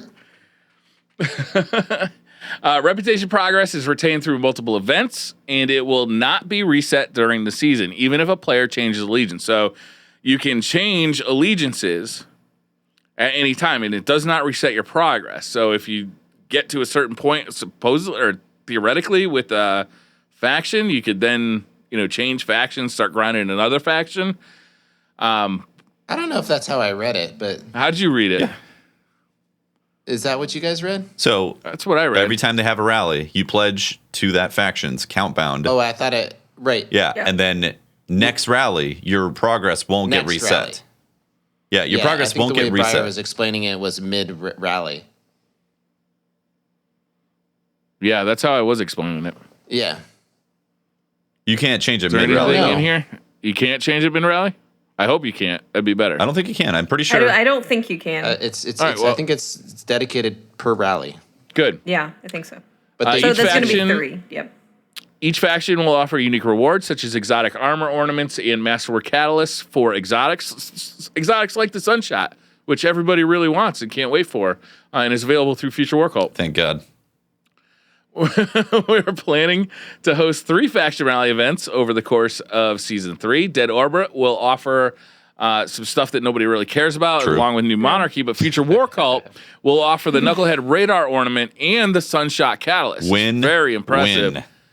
Yeah. FWC, you may know them for never having won a faction rally in the past, but I do believe that this is their time. No, I don't. It's going to be Dead Orbit. It's going to be Dead Orbit. Let's be honest. Dead Orbit's gonna murder It's gonna be everybody. Are you Dead kidding me? Orbit. Is it public knowledge yet as to what the catalyst is? It like rank 50 or something? I don't know. Anybody know yet? I feel like it's been data mined. I just don't know. I heard it's going to be a high rank in the. They say rank 30 for legendary armor and 30, weapons. Yeah. Probably I read 50. it. I read it somewhere too, but I can't say. Probably I 50. think it's probably 50. So let's. Which means that if you want all 3 catalysts, you have to get to rank 50 in 1 week That's a lot of lost sectors, yo. on It's 1,000 of them. tokens, isn't it? It's 20 times 5 or 50. Yeah, 20 times 50. That's yeah. So yeah, Yeah, it's 1,000 tokens. I really hope Good they luck. drop randomly, and I can just count on my RNG to get it for me. So they're making some changes to this stuff though that makes me very excited, and hopefully those Yeah. tokens aren't going to be as difficult to get with these changes. Yes, it is. Go for it, You are Briar. going to be able to boost your progression. Go for a bar. Yeah. So they're adding a renown system. After pledging to its faction, players may earn renown by completing a public event or patrol, or by defeating high-value targets on destinations. Players who loot a lost sector with renown active will receive significantly more faction tokens than usual. The more stacks of renown they have, the more faction tokens they earn. Renown is lost when players are defeated by enemies, so be careful when you're attempting to loot a lost sector with high renown. Renown increases the level of challenge in gameplay. Health regeneration is vastly reduced, all stack levels. Enemy kills have a chance to drop health orbs, all stack levels. Player damage decreases, scales with stack up to 5. And incoming damage increases, scales with stack up to 5. I like it. Very Lost interesting. sectors are going to be difficult because Well, what you're yeah, going to lost want to sectors do is gonna hurt. what you're going to want to do is run a bunch of other things to get your stack high. It looks like the stack limit is 5, and then do your lost sector. But when you go into that lost sector, it's going to be pretty tough, Hopefully you don't die. You're gonna have to get your you're not sweaty gonna win team that. together Right. to do some lost sectors. right? Are we going to be like doing the Lost sector escalation farm. protocol thing, trying to get 9 people? nine man lost sectors. All right, everybody, let's go do the lost sector now. Right. Do you guys remember Seriously, 'cause- you remember the bounty in D1 where you had to get 10,000 XP without dying to complete it? Yeah, yeah. Yeah. I would get so Yeah. salty if I like just, fell off the edge or got physics or something. Yeah. And then I was like 9,000 XP through that. And I'd be like, I got to restart. Unbelievable. This is It became very important if you were in my fire team to not mention if you were getting close to that bounty because I was definitely coming at you with a sparrow. Also, when you have renown active, you'll have like a little aura kind of behind your head Yes. to show which faction you've pledged to, which is kind of Yeah. cool looking, It's actually. cool. That's It is awesome. Cool. It's a nice touch. I mean, you're definitely going to be in a position where if you're going for, Future War Cult or Dead Orbit and you see, an enemy faction person in trouble, you may not help them. I most certainly will not. You may watch them, you may sit up on a rock and just laugh in their general direction as they try to do this public event. Put on and- the old and die. popcorn emote. Yeah, hit him with your best emote. there you Yeah. go. The days of jumping into any public event and helping out your fellow Guardian during the faction rallies is over. Yeah, if I see Dead Orbit. I like these changes, guys. Yeah, I think it's great. It's funny. We Yeah. were talking about this, and I honestly didn't think that they would do account bound for your pledge. I really didn't. I didn't think they would either. Yeah. You didn't think they would do it? No, I didn't. No. I didn't think they would go through with it, and here it is. Boom, account bound. So one thing about the renown system is that I really hope that the rewards for getting high level stacks is a lot of tokens, Yes. because obviously we're going to want a lot of tokens to be able to get that catalyst. Yeah. Because if it turns out that it's faster just to do public events and high value targets and so on and so forth, and instead of doing those lost sectors, that's going to be a bummer. Or It to is gonna just be grind lost sectors and skip the rest of the stuff. Exactly. Yeah. Yeah. Yeah. I hope the payoff is big to have 5 stacks and then do it without dying. Yeah, I hope so too. And I hope it's difficult enough that you really do actually want to get a fire team together to do it. Because doing this kind of stuff is way more fun with a fire team than trying to just grind it solo. And when the challenge goes up and you actually have to communicate with your team in PvE, like there's a lot of fun to be had there. Like Escalation Protocol right now, where the challenge is high, so you actually have to work together. You're planning supers out. You're planning strategy. That would be fun if Lost Sectors got that type of challenge today. I'm interested in. I thought they could have extended this out to raids, and just have you be able to do something like not dying during a raid, or having a flawless, or not dying in Crucible. Going. Yeah. And it's a ridiculous amount of tokens. It's a huge amount. Maybe they're in there. Maybe we don't know. Maybe we're going to find out. Maybe they haven't announced it. But could you have that dead orbit thing on your back in the Crucible? So I'd be like, you're going to die. I'm hunting you down. Hunt them down. Yeah, that'd be cool. That'd actually be a really cool game mode. You can see what a person's streak is on, and then by killing them, you get a bunch of points for your team. That sounds awesome. Let's do that. Yes. They also showed off a lot of the stuff that will be available through here. Dead Orbit's got a hand cannon and a sniper. No one wants that. Nobody wants that shit. Yeah. Also, the armor is ugly. New Monarchy, the armor is not nearly as good looking as it was. Future War Cult, though, a very dope looking rocket launcher. Did I mention the Sunshot Catalyst?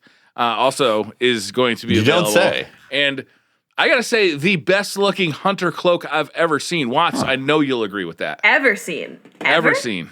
Ever. Okay, I'm gonna have to pull it up again now. That's a pretty big. Reputation's on the line here. That's pretty big. They've actually completely changed the way they look again, like they did before. Yeah. Where Dead Orbit has now the snake thing. New Monarchy looks like your grandma's curtains. Saw lots of people very unhappy about what they did to New Monarchy. Thank God. That cape is pretty cool. The armor in general is pretty cool, actually. I don't know. I'm definitely thinking Dead Orbit is A pile of trash. Yes. Yeah, I guess so, man. They're not nearly as emo looking as they were last time. I might pledge Dead Orbit, guys. I'm sorry. Pope, I know you're you dead guys to me. are. I know you guys were trying to push everybody. You'll have a chance to make that horrible and awful mistake on June 5th at 10 a.m. Pacific. Yep. And there's going to be Man, that 3 looks faction sexy. rallies before season 4 hits, or essentially year 2 of Destiny 2. So you will have 3 attempts to get these catalysts. The Yep. Titan armor looks dope. Yeah, and honestly, we don't know how difficult it's going to be to get those tokens because they're essentially reshaping the whole experience. Yeah. It'll be interesting to find out for sure. I really like these changes though. It suddenly adds some replayability of Lost Sectors. It adds some actual gravitas to selecting your faction, as opposed to just having it run one on each character. It's cool. Yep. I also love the fact that death is important in patrol for you for doing this. Yeah. Yeah. Right? Yep. Yep. I like it. Speaking of death in patrol, they are tuning the escalation protocol. They're making it easier. Yes. Yes. So And currently, that's active right now, by the way. Yeah, that happened That's today. live right now. Currently, the light level or the power level of wave 6 and 7 maxed out at 400 power level. That's being tuned back to 385, and wave 4 and 5 are getting tuned to 380 as opposed to 385. Wave 1, 2, and 3 stay the same. So 1, 2, and 3 are pretty easy. They're going to stay easy. 4 and 5 are getting much easier, and wave 6 and 7 are getting easier as well. Their goal is to make it a true 3-man act, doable with 3 people, and not require 9 people for the average player to do it. So they were saying that they looked at their data and people aren't doing escalation protocol, which I mean makes sense. It's harder to get people together for that than a raid, right? So Makes sense. It literally is, yeah. It literally is harder. I get it. What I want and what I wanted from the summit as well is I want it to be a difficult 3-man activity. 9-man escalation protocol is super fun, and we need to definitely explore more stuff like that, because just shooting a bunch of dudes with your friends is just really fun. So I want to see more of that, but I think that escalation protocol should be doable if you are very good as a team. And I think I need to like also kind of not call bullshit on it, but at least how we're making this change.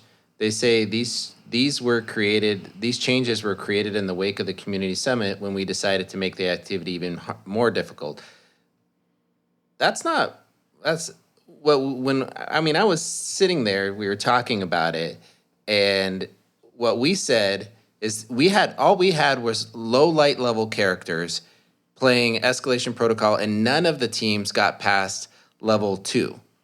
Right. So we were all saying, man, this is really difficult. And then they looked at us and said, should we make it less difficult? And the response was, no, you shouldn't make it less difficult. If a 3-man team can complete it like this under your current system, then keep it, right? And so it should be difficult is what we said. And so, I don't like that was thrown in there as like a, because I hear people say that shit on Twitter right now at like people that were at the summit that like, oh, you guys, escalation protocol is difficult because that's, you guys said it, you need to make it difficult. It's your fault. Oh, no. Pope, those are the people you're supposed to mute. Oh. I'm sorry. We should have told you that, like the camera thing. We're supposed to tell you about that too. Yeah. With you ignore those idiots. With escalation protocol, we said that if we are all max light with our sweatiest PvE friends fully optimized, we still want it to be difficult in that situation. No one went in there and was like, we want to have 9 people who not be able to do it.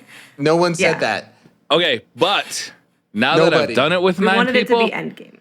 I would rather have them keep it hard and make it a 6-man activity. I mean, that would be super cool. Like, if I had the choice of them making it easier and reachable for 3-man, or just allowing 6 people to load in patrol, I would have much rather. That's the comment that we had, Briar. Like, is there any way? That was the way the conversation started. Was like, is there any way? Right, but I wasn't there, and I'm talking about now, and I'm talking about the change that they did make, and I don't like it. I don't like that they made the escalation protocol easier. And I know that a lot of people are going to disagree with me for saying that, but I like having hard endgame activities on the PvE side of Destiny. And I'm okay with being at 371 light and getting my ass kicked and having some aspirational reason for me to keep grinding light level. Sure. After I've completed the raid. And I'm not real happy about them making this easier, because I was in there today with a 9-man group having a blast with 9 people. And yeah, we had to, mess with the matchmaking of Destiny 2 to make it happen, but it was so worthwhile because it was so much fun having to coordinate which supers to use and when, figuring out, a team and the makeup of a team with how many hunters do we have, how many warlocks do we have? How many titans do we have? This was an endgame activity. It still probably will be, but at 385, it's going to be significantly easier than it was at 400. And I got to say, I'm not happy about it. Well, they designed it as a 3-man, Briar, and it's like sometimes you got to roll with the punches. Very few 3-man activity people can complete that. So even what I'm saying is, instead of keeping it a 3-man, realize that you made an awesome mistake and make it a 6-man activity. And that's exactly they couldn't do that. Yeah, they said on Twitter, or on Reddit, they specifically put out there that it's not possible for them to change it to 6-man. That's too bad. It was not possible for them to have 6 people load into the space. Why is that? They were able to do it on patrol in Destiny 1. That's because it was going into a raid activity. So make it a raid activity.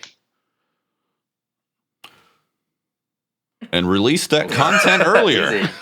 Let's have the fall DLC in July, please. I'm Yeah. I mean, snapping, look, we're making changes. What I'm saying is that this is an awesome thing, and it was an end game activity that they're now nerfing, and that's very disappointing. I completely agree, but Could not telling agree them that they have to change their game modes to 6-man when the engineering just isn't there yet,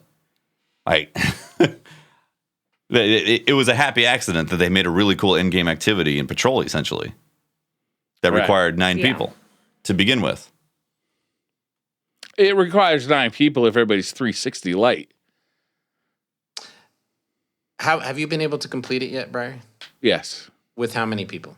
We did it with 9 people today. All right. So the people that are completing it as designed are max light level, barely able to complete it, right? So that's a misstep and their part, and this is a correction on that misstep. So that's one way of looking at it. I see the misstep being they made it a 3-man activity. They should have made it a 6-man activity. Mm-hmm. Okay, but they can't. They can't. They can't do it. This is back to the same thing. They can't do it.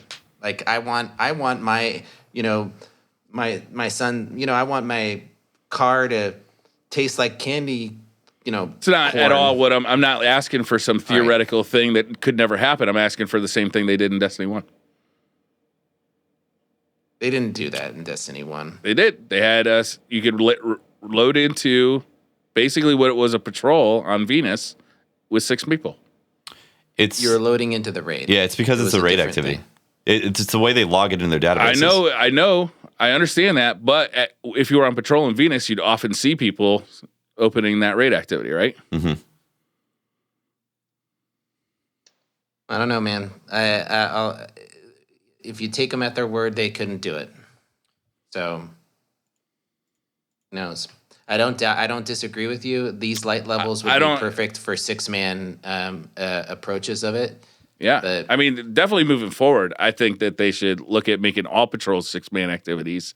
And if they continue with escalation protocol, which I definitely think they should, and they should move that onto other planets because it's such a good activity. But good God, give us options to play it with 6 people because our fire teams are so split in such weird ways right now. You got 6-man activity for the raid, you got 4-man activity for Crucible, you got 3-man activity for patrols and strikes. It's like why are they all split up so weird? Make more 6-man activities. Iron Banner shouldn't be the only 6-man Crucible. Make 6-man patrols. Let's keep that 6-man fire team going. I mean, you're talking about something for flashpoints too, isn't it?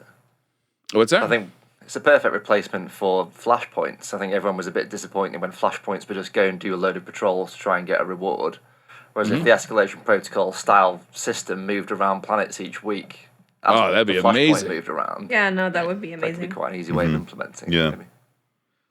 I gotta say though, Briar, in this particular situation, assuming that it's not easy for them to make it a 6-man, which they said it's not, then I think the right decision is to lower the difficulty at the end because you're gonna have a lot of people who can't complete that activity because they have to get lucky with another 3-man team who suddenly matchmakes into that instance who are also willing to take the time to go through those levels. So there's a lot of people that are not streamers that don't have clans and communities that just would not be able to get it done with the 400 light level. That's understandable. I hope moving forward, if they do continue with the escalation protocol, they see the success that was before they changed it and move on with that because it was so fun to have such a huge activity and such a hard activity there, a true end game activity in a world where the nightfall is 270 light. It's a compliment to the raid. It was nice to have a real end game activity. I think it's as much fun as the raid is. I really do. It's really a good time. I think if anything, I hope Bungie takes from this that people really like having large groups of people running around shooting a bunch of aliens and just having a blast shooting a bunch of aliens. So I hope they're able to create future content that allows us to do more of that.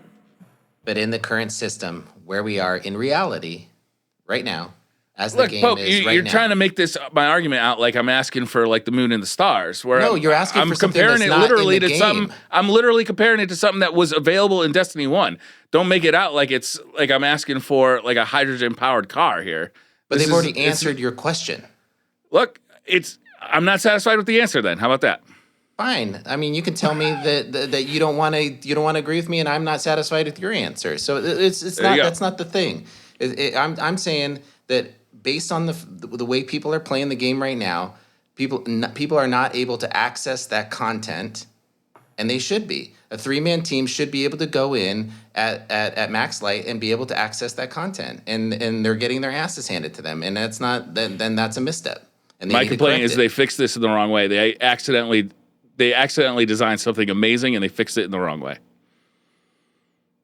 I mean, my question is, why isn't the game scalable? Didn't they rebuild Destiny 2? Wasn't part of the engine rebuilt or something so that it could be more scalable?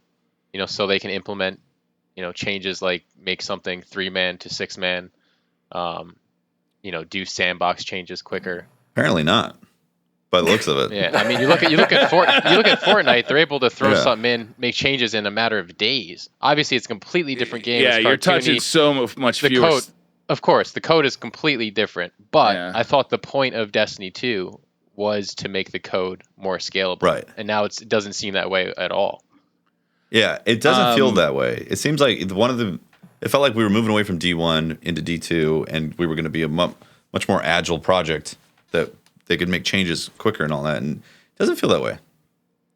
Yeah. It does recently, though. Like, they've definitely been more agile in the last 4 months. But I feel like that work happened in those 4 months. After, yeah. Like that was the result of them going, oh boy, we messed up, and now it's December. Totally. They're like, we got to do some stuff. Well, I guess it's only going to be ready by March. September. Yeah. It's quite a big philosophical change, isn't it? Because instead of delivering a whole package that they've been used to doing, they're making changes and delivering them as they go, as opposed to kind of waiting until September. Like, I think if they had the same philosophy last year, we'll probably end up waiting until September for exotic catalysts. But I agree. Because they've changed their way of delivering it. Yeah. Hello, cat. Is there anything else in the TWAB we want to talk about? There's the issue 2 of the Warmind comic coming out.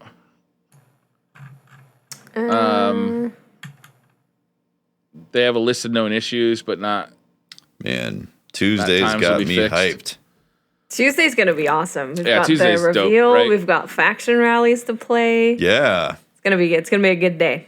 You just have to wake up early for the reveal, Daphne. Oh, good. It's at 9 a.m. When is the reveal? 9 a.m. 9 a.m. Oh my god, that's like. You remember when they used to do it at a 10 or an 11? It's like 4 hours of sleep for me, man. I can't do it. You guys want to do some Twitter questions? Sure. I think so. Nah, we're good. Bug it.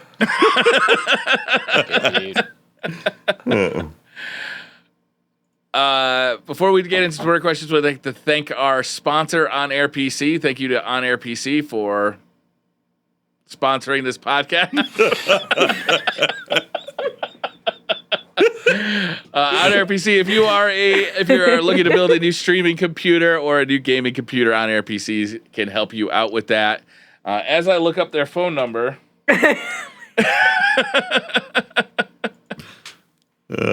What do On-Air PC do, Briar? They build computers for streamers. I literally just got a new computer from On-Air PC. It's awesome. It's a Threadripper PC. It's got a GTX 1080 in it. And what it allows me to do, right, is using the GTX 1080, I can record 4K locally to a hard drive while I'm streaming using the Ryzen processor. Nice. And the quality of my stream compared to the last streaming computer has gone up pretty good. Like it was a pretty big jump. So because of On-Air PC's expertise and how they work with streamers, they are able to kind of work with you with that kind of thing. So if you're looking to get into streaming, or if you are a streamer looking for a new PC, give On-Air PC a call at 330-850-1525. Thank you to On-Air PC for the sponsor. All right, Twitter questions. Yep. Yeah. Rezo Yam says, question Matt. Oh, He's got 2 questions, one for each of you. How on earth do you go from a degree in marine biology to working in medical and then gaming? So Joe's a good friend of ours. He's been very supportive over the last 2 years, but it's kind of like Destiny made the big change in career. So I worked in medical marketing for a long time, started working on the Destiny events outside of it and kind of regained my passion for gaming. And as I was doing that, I was working alongside these gaming arenas. So it's kind of, that journey is just an incredible story to kind of tell, that if like a game like Destiny can create that kind of change in your life. So I'm now working for an organisation which is like purely grassroots esports. I remember waking up one day and being frustrated with my medical job and going onto a job site and going, okay, I'll take any job in the gaming industry to kind of make that big change. And then this thing was literally just sat there in the screen kind of waiting for me, this head of marketing and esports. And I was like, you could not have predicted this or planned for this. So it's been incredible. And it's like people like Joe, who asked the question, actually supporting over that time, being a big part of our community, that have really made it possible. So yeah, it's the people as much as anything else. So it's awesome. Okay. Follow-up question for Eric. How many tank tops and caps do you own? Oh my god! Literally or literally? Yeah. Probably about at least 50 hats, I would say. That's a lot. And tank tops, That's a lot. infinite amounts. Infinite Just hit tanks. tank top all year round for me. Do you have like a 3D printer? I had to wear for this tank today tops? because it was I had to wear this because Stephen Curry, the game's on right now, which I was telling Pope Bear, I was like, oh man, the show's on the opening day of the NBA Finals.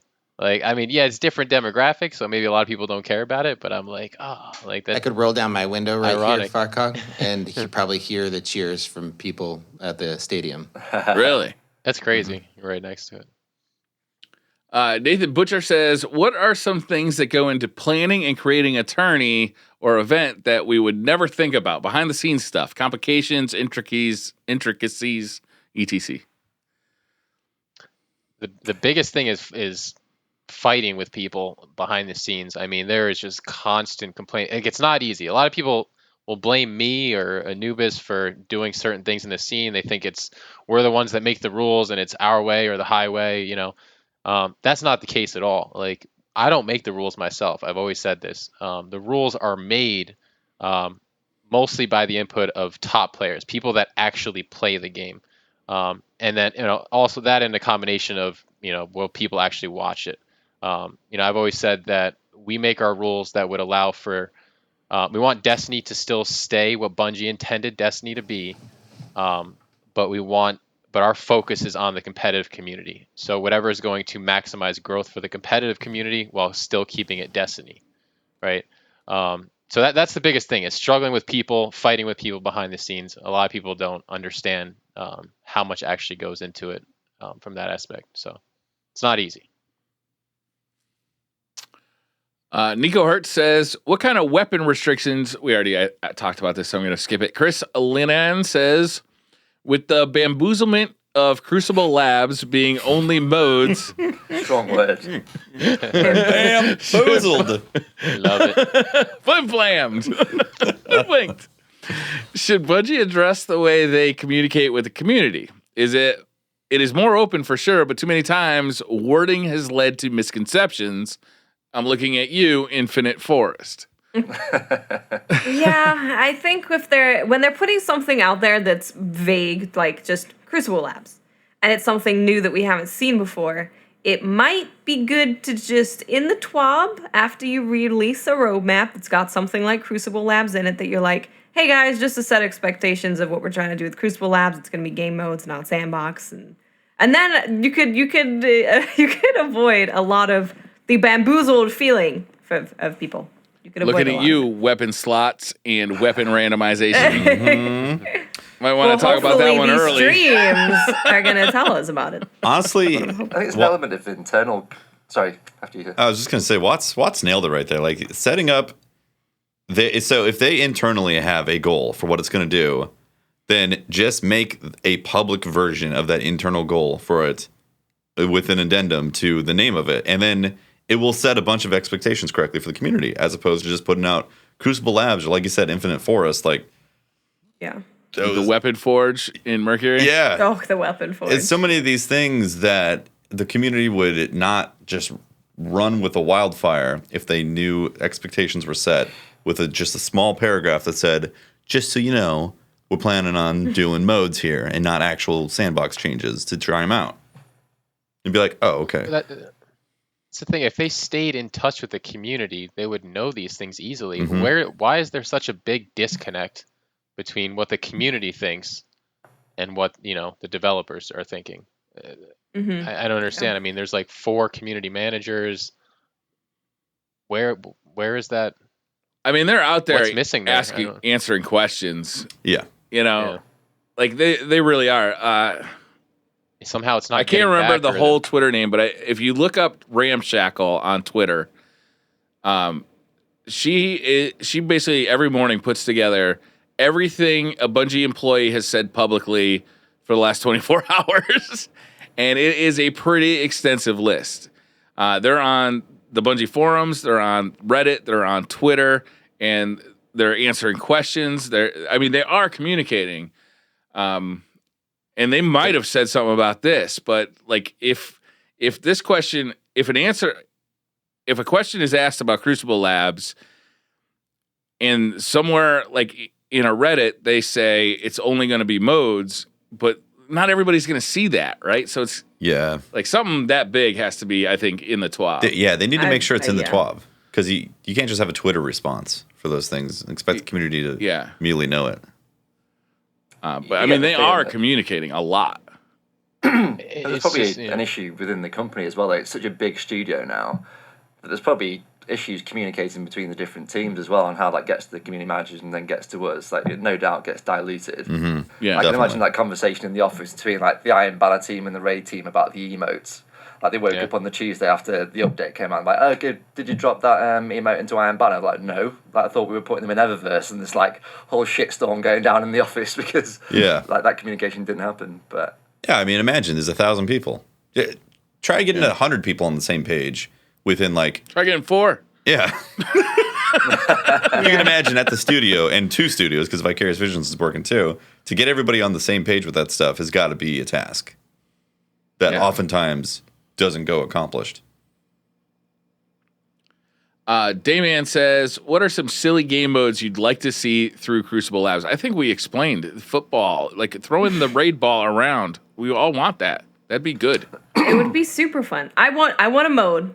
If we want to do Slayer, we want to keep going down this road. How about we have a mode where when you get a kill, you get, say, about 10 points. But then every time you are close to your teammates, there'll be a circle around everyone. You start gradually losing points. So you have to split up. That's amazing. It's the anti-team shot game mode. The whoa. You can't fix it with the sandbox, just make a mode. Yeah, whoa, stop cupping my cheek mode. Love it. I love it. That'd be the new game mode I want to play. Don't cup my cheeks is what it's called. I want to see Battle Royale Destiny. That's what I want to see. That's the mode they need to test. You know, it'd be a fun crazy mode is if they had low gravity, over exaggerated physics with no death by physics. So everybody's like hyper rubber. That would be fun. You bounce like off the walls, really you can jump and all that. If you get booped, like you can't die from the actual physics hit, but you can get like ping ponged around the levels. That'd be fun. That would be cool. That'd be awesome. Make every wall have gravity. Yes. So the whole level seems to flip depending on what wall you're closest to. That's gonna make some people puke. And then make it VR. Keith says, what are your thoughts on the exotic catalyst drop rates? I've played quite a bit and I've only gotten 1 to drop. They are very rare. They're RNG. Yeah, and I kind of like it like that. Mm-hmm. Same. Yeah, same. Everybody gets all the exotics they want, but if you want the exotic catalyst, it feels a little bit more like Destiny 1, or at least vanilla Destiny 1, where it's you actually got to play some. You got to put some investment into the game to get like the very best. And I like that. I think that's cool. Yeah. It's honestly a good compliment between people who have 4 or 5 hours a week versus people who have 40 hours a week to be able to play the game. You can still have the exotic, but you just might not have the fully upgraded Catalyst version. Doesn't mean that the gun's bad. It just means, oh my God, Briar, I forgot to tell you. I forgot to tell you. The Lance. Next week, the 5 out of 5 quest gives the Catalyst. It adds Dragonfly to the gun. To every bullet? Yes. Oh my gosh. Oh, I forgot. I knew it. I knew I was forgetting something. Oh my God. I want that. It's explosions upon explosions upon gun It is awesome. lots of explosions. infinite ammo because if you don't miss your crits. Oh my God.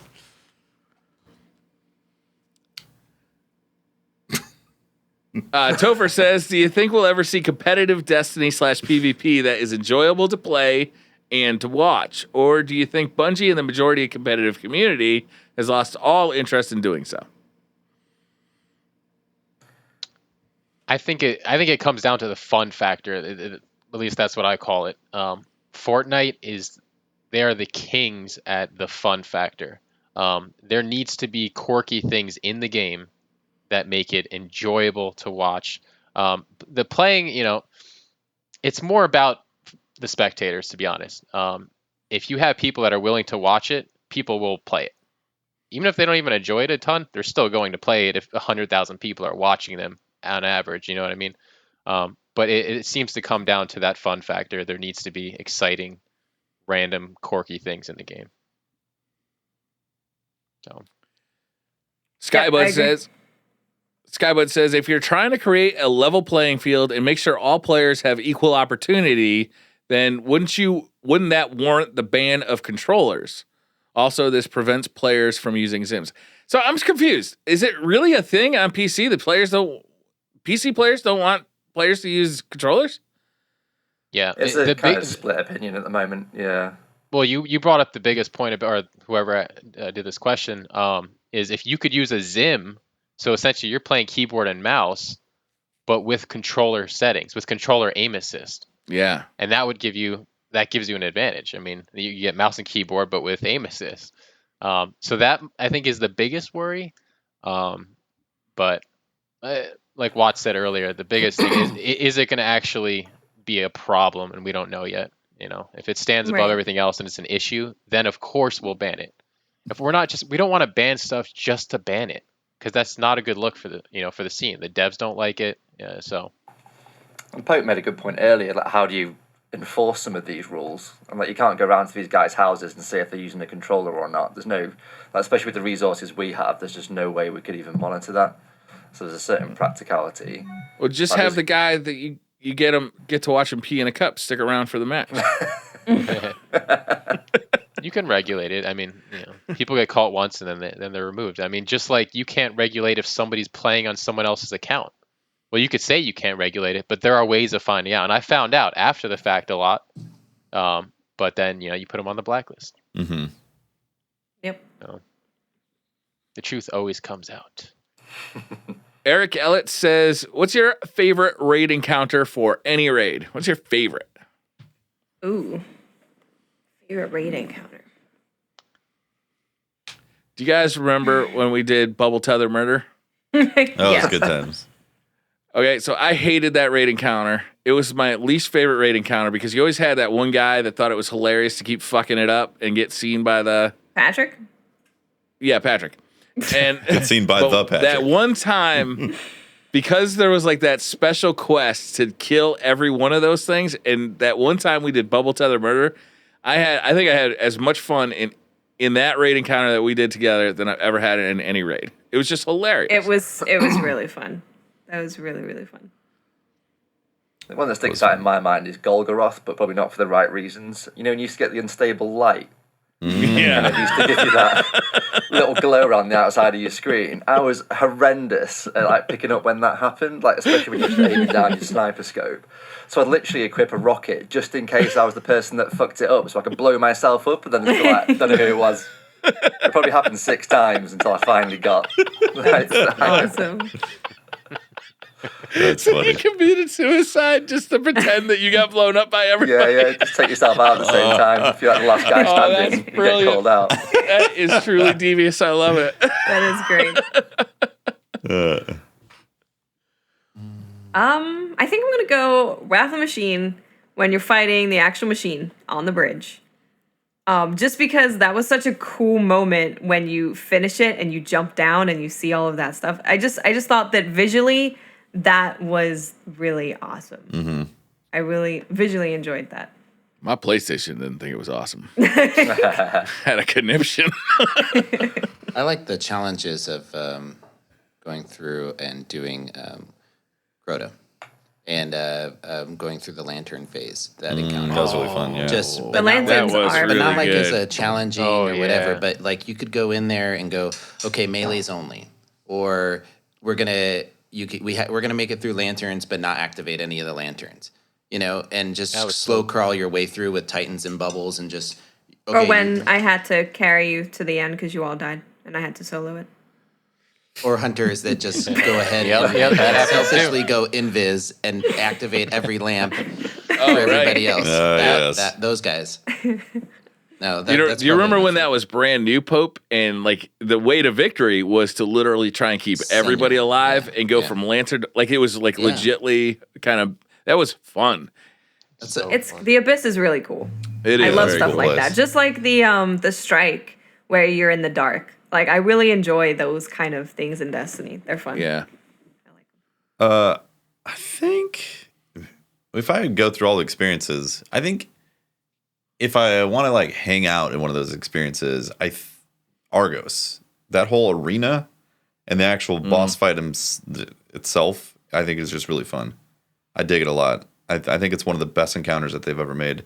It's kind of access-y, but it utilizes the entire arena, and it can point in any direction for where the actual fight's going to take or where you can do damage. I just really like it. And you get to look, you're inside the Leviathan, and you get to see like the core, like the sun thing. I really like it. It's fun. You're so mobile and you're you're constantly moving and doing No one stuff. really has a job necessarily in it too. It's like everyone just go grab a thing, put it in the cooker, shoot at stuff. Yeah. Like it's not really regimental, which is really cool. Yeah, and the damage phase is fun too. It's like how much damage can you unload in this amount of time on that giant crit? Can we get a gun that does the shooting web thing at someone and lifts them into the air? Yes. That's awesome. I want that. It's in the game. What if we made the colony do that instead of that stupid spider Instead of tracking? the spiders just have it. What if that was the third attunement of the Night Stalker? I still just send people away? You I still net think them.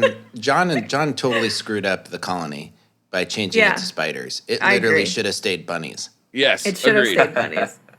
That'd have been great. Agreed. Totally. Or the not in catalyst lore. for Jade Rabbit should have utilized those bunnies. Yes. Absolutely. Michael Fitzgerald says, thoughts on Faction Rally going account-based. As someone who always had each class a different faction, I'm not a fan.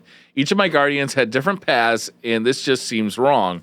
Or is it just a way for us not to grind all the rewards in one Faction Rally? It's to make it have a meaning instead Yeah. of just put each character on a thing, don't have to worry about it. I can get everything that I want whenever I want. You didn't actually care about any of the factions you were joining. You didn't think, oh, I'm going to join this faction because I like their philosophy or their armor or whatever. You were like, I'm just going to join all of them because I can. So it's a way to celebrate diversity, you know. It's we should- You're not going to get everything in the game. I always wanted Exactly. That's the that point. point where we had so much stuff in Destiny that it wasn't possible to get everything. And then people wouldn't be complaining about, PvP players, top tier PvP players having, the Regis Claymore, right? We kind of got your wish, Pope. We can't afford to buy everything in Eververse, so not everybody has everything. That's where you're wrong.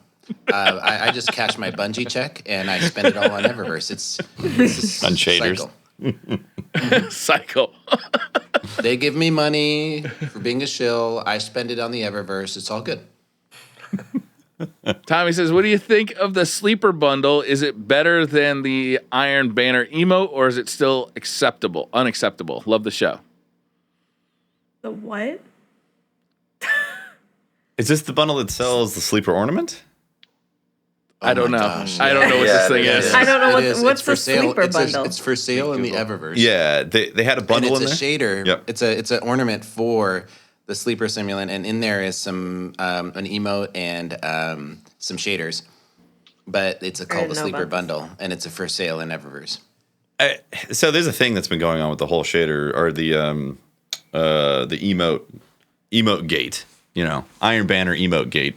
And I like it. People saying that, well, other things in the game have already done this, so what's the big deal? And the big deal is that you got to draw a line at some point and say, hey, quit putting the content that could have been in the game into Eververse and make Eververse its own wacky place.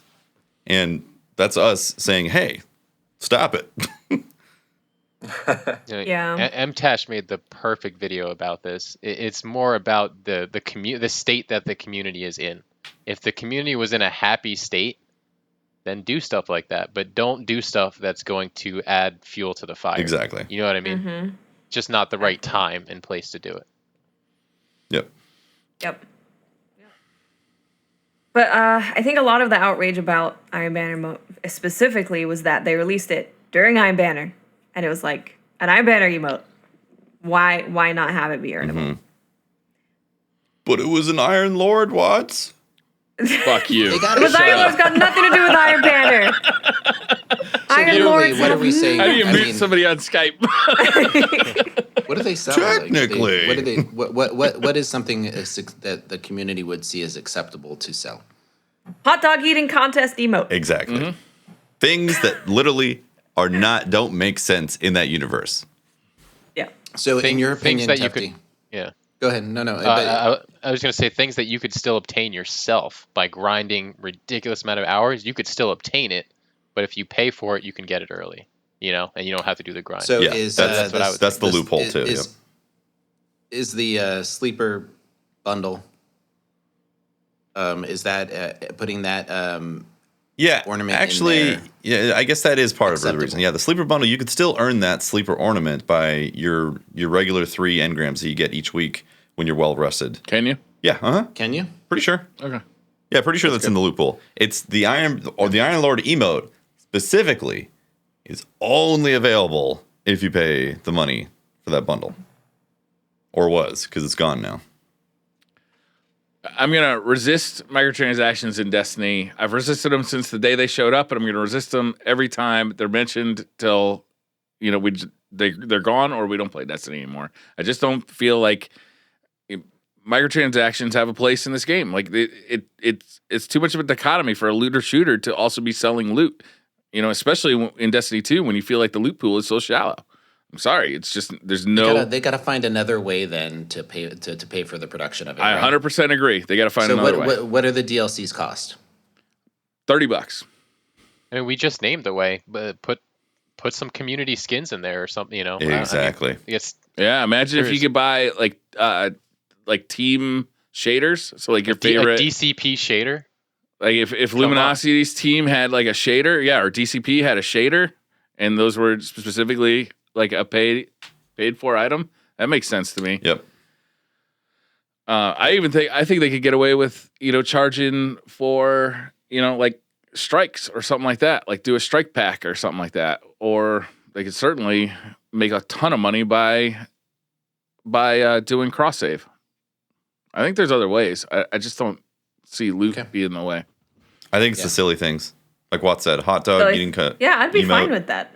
I eat an ice cream cone, a pie in the face emote, like stuff that just you're a space ninja guardian, and why are you doing this? Doesn't make any sense. Oh, because Eververse.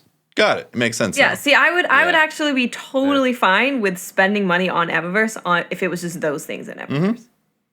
I would have no problem paying for silly stuff. You pull out your Sparrow, it's literally an ATV. Like it makes no sense whatsoever in the universe. Wait a minute. Does it have 4 wheels or 3 wheels? Multiple varieties, different models. I want the 3-wheel version. I'm not into the 4-wheel ATVs. Dune buggy. It's a dune buggy. Can I get a Guardian to stand on the back of it and be able to shoot rockets off of it? Whoa, that's a feature. Now we're talking. Oh, you talk about Halo.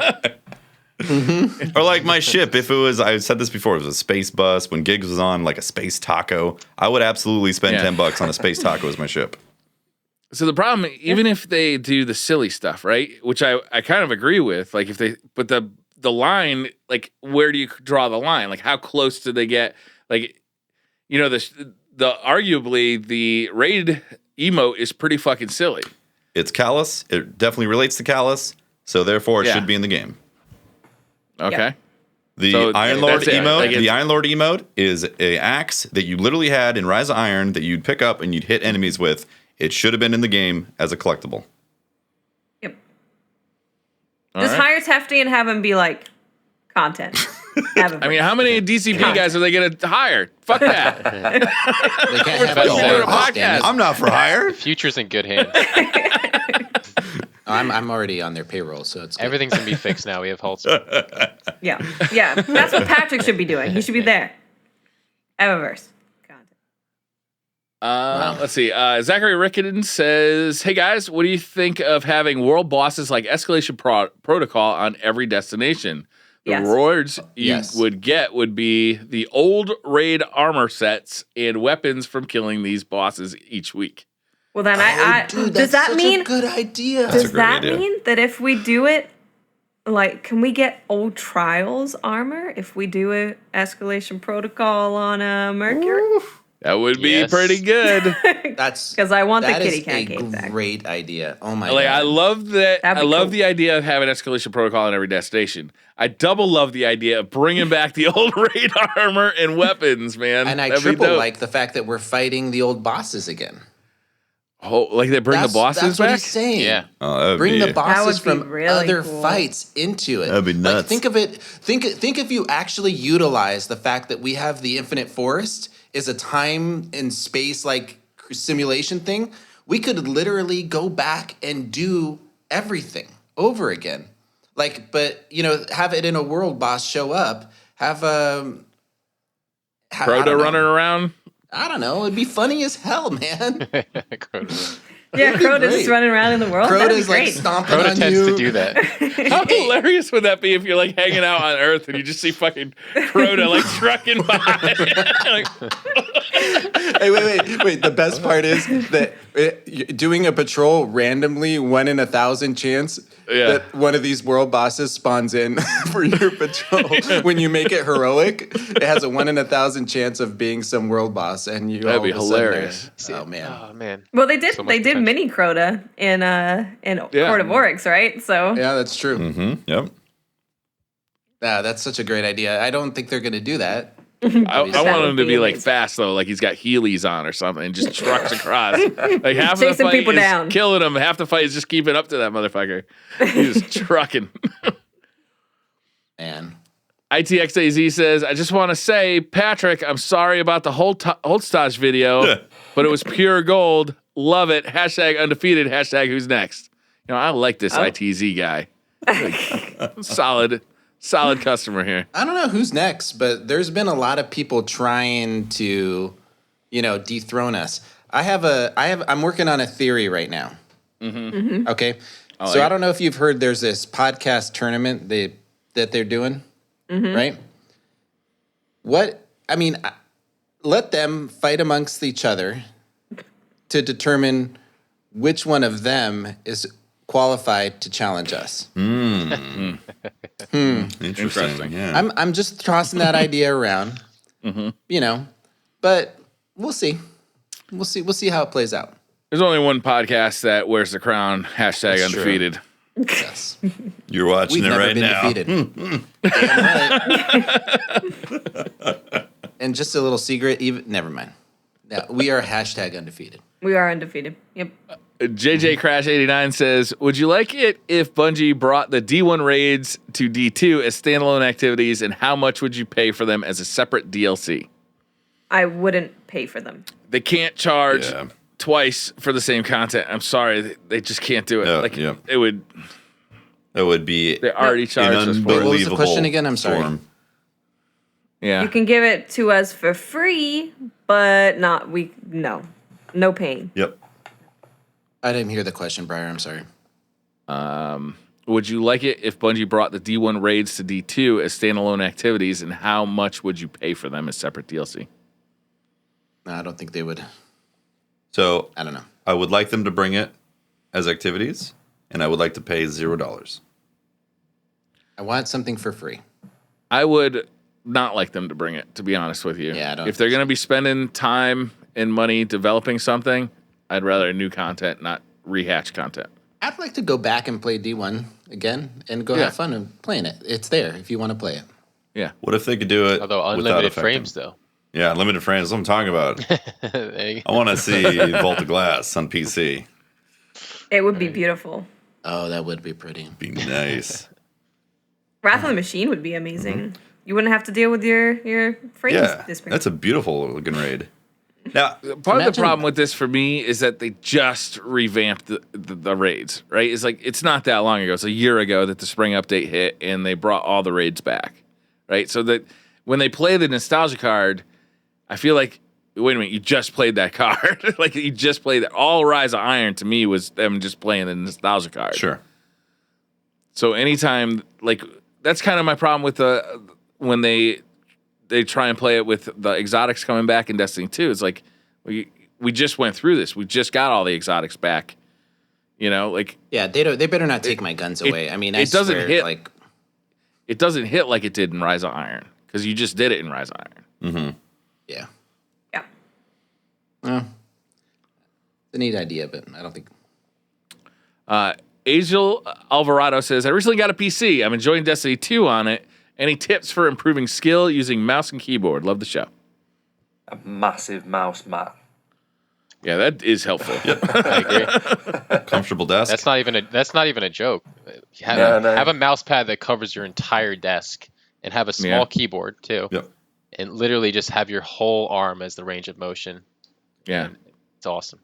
Buy a nice mouse, too. Like, Yeah. spend a little extra on a good mouse. Don't worry about the keyboard as much, but do spend a little on the mouse. Is that about right? Is that from like It's 1992 got or a something? wheel in the center and 2 buttons, and then Has it still got a ball on the bottom? Did that come with Yeah, a Dell there's a- computer? You used to have to hurting my clean the eyeballs. lint out of the ball. we I might think be a lot of getting people new try and, ones. Just from a mouse and keyboard skill side of things, I think people that come over to PC kind of rely completely on wrist movement as opposed to arm movement and things, and try and manage everything with a very small lever. I think that transition and getting used to using your whole arm almost to be a bit more controlled about your aim and reduce your DPI and sensitivity to a point that you're comfortable with and start to ramp it up is probably the best tip. Yep.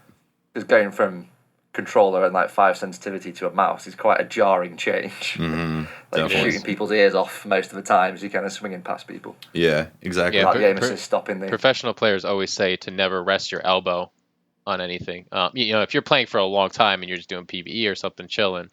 But if you're getting real competitive, you want to have your whole arm available. So Yep. Yep. Also, if you're just coming over from controller and haven't been using keyboard and mouse like forever or ever, I don't suggest jumping into the Crucible right away because it's going to be a spank fest. I suggest kill a ton of PvE enemies and just try to focus on getting good with the movement and getting good with the aim and getting headshots. And then once once that's comfortable, then play some Crucible. But if you jump right into Crucible, your frustration levels are probably going to get really high, and that's going to put you off from wanting to use keyboard and mouse. That's why I actually say that Destiny is a pretty perfect game for getting used to keyboard and mouse, because you can just go do PvE. You can use the exact same guns that you're going to use in PvP, the same armor, movement, all of that is exactly the same. And you can just get used to remapping your muscle memory. Yep. You know, where your dodge is, where your grenade is, where your jump is, and how to aim. And then you can go into PvP and it translates perfectly. Yep. it really For is. a me, perfect the game for it. transition was more about It the is. keyboard than the mouse, to be honest with you, is getting used to, which finger needs to go where to do which action, Yeah. as It's opposed important to to know aiming where with the that mouse goes. is actually relatively, natural, Yeah. It's difficult thinking. for me. So I've spent my entire life playing on consoles, and for when I tried to play with you guys, and I've tried to play Fortnite on a computer, and I know I just gotta force myself to just play and just use it, right? But it is such a foreign concept for me to play on a mouse or put my hands out like this to play. It's just so. Well, don't difficult. forget, Pope, you can play on a controller until FarCog bans it. Yeah, I might as well. I don't want to get used to it, and then FarCog bans it, and I can't use it anymore. You know, Right. so I hear you. Those yeah. £1 million tournaments that are coming up. I'll tell Yeah. you, Got it to me, ready. it's harder to go back to a controller than it is to be on. Like, I can't believe how fast I lost the ability to use a controller effectively. It's crazy. So, Briar, do you like keyboard and mouse better than a controller in terms Oh. of the experience? By far, yeah. Yeah. By far. And- Like, I love running around the Crucible with a hand cannon. I just use the Midnight Coup all the time.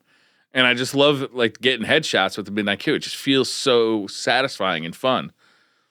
This feels It really so odd does. to me. I like to have the controller in front of me. It's this visceral, like a tactile feeling of. Well, I used to hate on keyboard and mouse so much because I'm like, a keyboard and mouse was invented for office work. It wasn't made for gaming. I mean, was it? Unless I'm missing something. Like a controller was ergonomically made for gaming.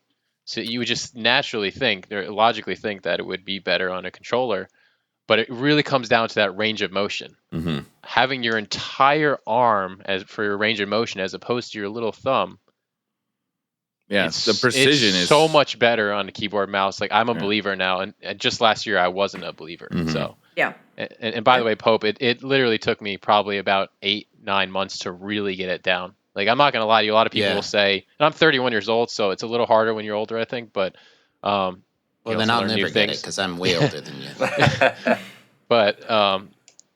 But you know, 8 months, whatever. You know, I was able to do stuff in a few months, a month or 2 months, but to really get it down, it took me about 8 months. And most people won't tell you that. They'll be like, "You'll get it down in a month." For me, it for- wasn't true. Oh, you'll be able to run around and kill stuff in a month. Yeah. For me, Or even a honestly, week. for that process of learning to use a new input device, and I'm not a competitive player, and I enjoy playing PC games.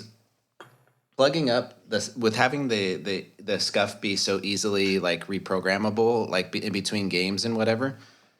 Literally being able to plug this into my PC and have it work is freaking dope. And I don't really have an incentive to make a switch to a keyboard and mouse. I understand if you're a competitive player and you needed that Yeah. extra. The only place that I see that I'm challenged a little bit about it is in Fortnite, but the new controller that they're coming out with the side buttons, I feel like is going to help with the building of that and being able to make that gap for people that don't want to pick up a mouse and keyboard. But That's the thing. You can just plug a controller into PC and you're fine. I freaking love this thing, man. You just bloop and it works. And Yeah. It's super cool. I mean, it's not even like you have to try or do anything, and the buttons are all reprogrammable. So you just sit there with the thing and you're off. And we running. talk about a lot of the flaws with Destiny, but there are a lot of great things that they've done. Yep. You know, Yeah. I mean, it's a flawless experience on PC. Again, I have it on console. I haven't played it much on console anymore, but in terms of PC, it just runs beautifully. It really does. It's Yeah. smooth. It's They did amazing with that. And also being able to switch back and forth between controller and keyboard and mouse and have it be that flawless is really yeah. impressive. Honestly, It's It very is. impressive, actually. You can literally accept a friend request with your mouse and then go back to controller, and there's no downtime, there's no reconfiguring. yeah. The fact Amazing. that there's a conversation so about good. banning controllers, I think, is kind of a statement. You know, like it's they, more they about did such a good job with what they do- controllers. yeah. Yeah. It's true. It's true. yeah, for sure. Yep. Sneak Duckin says, assuming VR technology continues to improve, would you all be excited for a Destiny raid-like experience in VR? Holy moly. That would be dope. That would be Jumping puzzles woo. would be terrifying. Dude, how could you even do that? I mean, that would be so freaky. I played Fallout VR, Fallout 4 in VR. That's pretty crazy. But it's Have you not played a scary raid game like. in VR. Yeah, I'm not. It's not great. I played Resident Yeah. Evil 7 in VR. It was intense. Alien Isolation in VR. Oh God, is that available in VR? Oh man, I think so, yeah. Oh my Yikes. God, no, thank you. I'm sure I Dude, saw something I on would- Twitch. I would just like have nightmares for days. I can't do scary movies, let alone interacting with a scary movie in VR. That would just I couldn't make it through the demo for Resi. Because that kitchen demo on PlayStation VR. I literally Yeah. couldn't get through that. It was like that's probably the second thing I tried to do on VR. That was terrifying. Like, Did you that play the little girl shark runs demo, like the shark cage demo, where you go down underwater and you're in a shark cage and the shark is attacking? That's my It's favourite activity at home. terrifying. If I have like strangers into the house that have never done any VR activity, I stick them straight into that and just tell them it's going to be like a serene ocean experience and just watch them lose their mind. I like you. You're a real son of a bitch. Yes, he is. Have to get your money's worth somehow out of VR, don't you? Yeah. I don't know. I mean, I think the difficulty in that is there's so much going on in a raid that I don't know. Maybe it would be so engrossing that it would make you. For me, it might make me motion sick. I get motion sickness quite easily. When I put on the VR headsets, I do feel it, even in the small activities. I can imagine in a raid activity where you're doing quite a bit at once and you're having to be looking and doing a lot of different things. I can imagine that being a serious concern of mine. Like, think of all those moments you're stressed out, those stressful moments, you know. You get you build up VR legs, they call it, over time, where it's kind of like sea legs, where the more you do it, kind of you get over that nauseous feeling. The problem with VR right now is that you're either getting games that are like they're trying to adapt games to incorporate VR, and it doesn't really work. Skyrim and Fallout 4, I'd say, kind of fall into that category. Or you're getting a lot of basically arena shooters where you just kind of stand still and shoot stuff as it's coming at you. The really interesting stuff that's happening in VR, though, is when you are moving around and you are getting like a more immersive experience. And I could totally see a Destiny raid style experience. Imagine that with 6 of your buddies and you go in and you are literally looking at your buddies right next to you fighting side by side. Like leave the looter shooter stuff behind, leave the rest of the stuff, just like an intense firefight experience with your buddies in like a Destiny style environment. Oh my God, it would be incredible. It would be. It would be incredible. Without a doubt. Without a doubt. That'd be awesome if they could perfect it, but like the movement, it's not there yet. Yeah, I feel like the technology still has a ways to go to get the same feel of like an FPS. They're getting better. Games like Onward, which it feels very much like Counter-Strike, it's pretty good. There's another game, I can't remember the name of it, but it's a battle royale game that, it's not that far off from PUBG in the early days of PUBG's development. They're getting the movement down. I think we need another step forward in the controllers themselves. The Oculus definitely has a better controller to me than what the Steam one, I can't remember the name of it, the HTC Vive. But they'll get forward. The next version of Oculus is right around the corner, and I think the Vive just released a new headset, but I think they're gonna do a version 2 fairly soon. So my biggest question mark in that whole thing is the input device. Like, how are you? So you're not using a mouse and keyboard, right? How are you going to interact with that? Currently, you have these handheld wands that are tracked 3-dimensionally. Yeah. So you see them as your hands, and then there's a game on the PlayStation Store for VR that you actually hold a gun, like a gun that's tracked in 3D space. And some people have made devices where you actually click your controllers into the gun. So it's way easier to hold a gun with 2 hands. It's much more stable than trying to... Like, if you're simulating holding a gun, your hands kind of move a little bit, and the gun looks a little weird. But if you actually have something to hold on to, you're much more stable. So, like, these solutions are being made. Like, it's happening. That's really neat. Yeah. I'd love it if in my lifetime we get to a place where I can jump into not just a raid, but also from an educational. As I work in a school. But from an educational standpoint, there's a lot of disadvantaged children, and children with disabilities, and people and just anybody really that can't go to the Palace at Versailles, right? Yeah. And imagine taking a virtual trip through a museum or places around the world, or I don't know. And you can use Google Earth in VR. I've seen it. You can literally fly like Superman around the planet. Go to any place on the planet, and then with the with Street View, you can literally stand like on the street and look up at the Palace of Versailles, or you can fly up to the rooftop and look down at the street underneath. Like it's unfucking believable. Brian, It's that's what like- I was saying. You can do that right now with, I think it's called Sliver TV or Silver TV or something. I was watching a CS:GO tournament where you could literally, you're a spectator and you could climb up on like top of a roof of a building and you No. could watch from any perspective. Yeah. And these are What? this is a competitive. Yeah, this happens now. This is happening now. That is Oh, that's so cool. So say it cool. was I a have- Destiny I have no tournament or idea. something. People watching in Twitch could climb wherever they want and they could look at it from On you their know, own. Yeah. Like Want any the perspective map, they want. the map in the arena that they're playing. Yep. That sounds That's neat, amazing. man. Yeah. That's really cool. Yeah. That that's stuff awesome. that stuff is really where gaming. That's the next. I mean, is Virgin as young as the technology feels right now, and how kind of clunky it feels and looks and interacts. And at what rate do you guys think we're going to see that full interaction? I think it's going to happen pretty quickly. I Yeah, think the next generation of headsets is going to be a lot better. It'll have high resolution. They're going to start getting them lighter. They're going to work on the controllers to get them a little better. I think within like the next generation or the generation after, like we're going to start seeing a lot of people like it become their Put it in preferred years. What do you gaming think? platform. What do you guys think in years? Are we away from 10 years or less. Yeah, 10 years or less? I think it's like If you ask Elon Musk, Within he'd probably 10. say next year, but Elon Musk would say. If Elon Musk wanted it to be available next year, he would have it available next year. Well, it's available now. Absolutely. It's just so fucking expensive. Yeah. yeah. Yeah, I but mean, I mean, to for- do Oculus or HTC, you need to have a pretty damn nice gaming rig. Sure. And even PSVR, it's $400 for, or really, it's $500. No, it's how much is a PS4 Pro? 400. Under 500. 400. So it's 400 for the PS4 Pro, and then another $400 for the headset and the controllers. So it's $800. Nothing to laugh at. And then there's not a whole lot of software out there.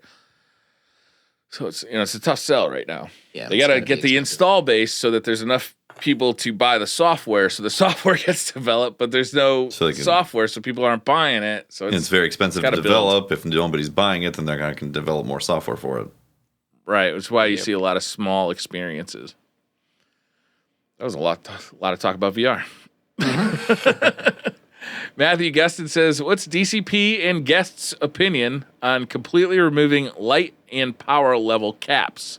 Doing so would indefinitely expand the vertical progression in the game, allowing Bungie to focus on horizontal progression and even adding higher difficulty for those who invest the time." So can you put that in layman's terms? what he's saying is get rid of a light level or power level cap, allow players to just kind of continually get more powerful and more powerful the more they play. The problem I see with this, like right off the gate, is that they're already having problems Yeah. with players complaining that things are too hard. If how are you supposed to design something, encounters for people who are level 500 and level 1,000, or 2,000? Yeah. The power level cap kind of checks everybody so that you can design encounters that are somewhat accessible at some point. But I would like to see those like a zombies type mode where it's just infinite. You keep going and going and going. And I would just love to see like the Tfus out there. How far would they get? Or like these really good PvE players. Yeah. Yeah. That'd be fun to see. Yeah, I think they have to put a cap. I don't think it would. Yeah, in terms of power progression, all that, because then it just nullifies content for them. Where it's like You know they what just we're point, missing is aim, a- they're dead. Callus one shot with the midnight coup. That's true. He's dead.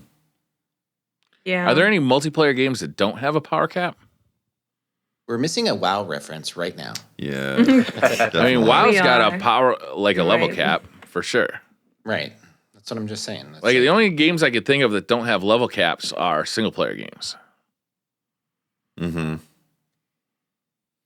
I mean, you could play zombies and continue to go up in levels, but you have to get more powerful guns, and there is a point where your guns are no longer viable, So- and you have to use traps and things like that. So I guess that doesn't count. So in terms of RPG progression, Diablo has the Paragon levels, and you get little bits of power with each Paragon level, and it feels like it scales like goes like this, and then it just kind of levels off with very little bumps here and there. Borderlands 2 has a system for badass tokens where it appears like you're getting more powerful, but it's part of that same delta that just keeps on leveling it off.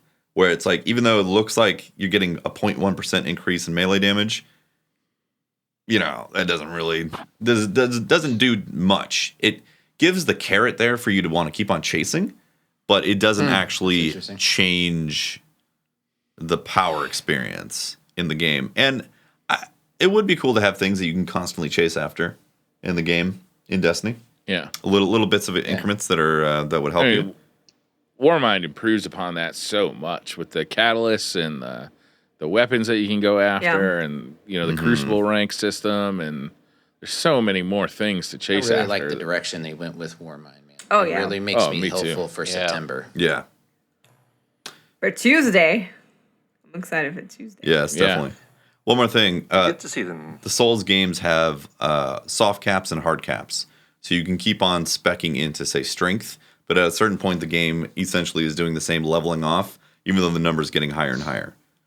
So that's primarily a single-player game, too, isn't it? I mean, you can have other people join you, but isn't it mostly just a single-player experience? Yeah. I mean, it's mostly single-player. You can have co-op, but Borderlands, same thing. Like, it's a progression that it goes up and then starts leveling off heavily, and that's multiplayer. I'm surprised they don't incentivize max level in Destiny, like why you don't get an emote or something to show that you got to 385. Mm-hmm. That's always I'll tell you, before the Warmind, Warmind, it's never fucking mattered. I guess it did in Destiny Vanilla, like up to Crota's End. But I mean, for the most part, it's been get to raid light level, and then you don't care about raid unless you just want to see the number get bigger. Mm-hmm.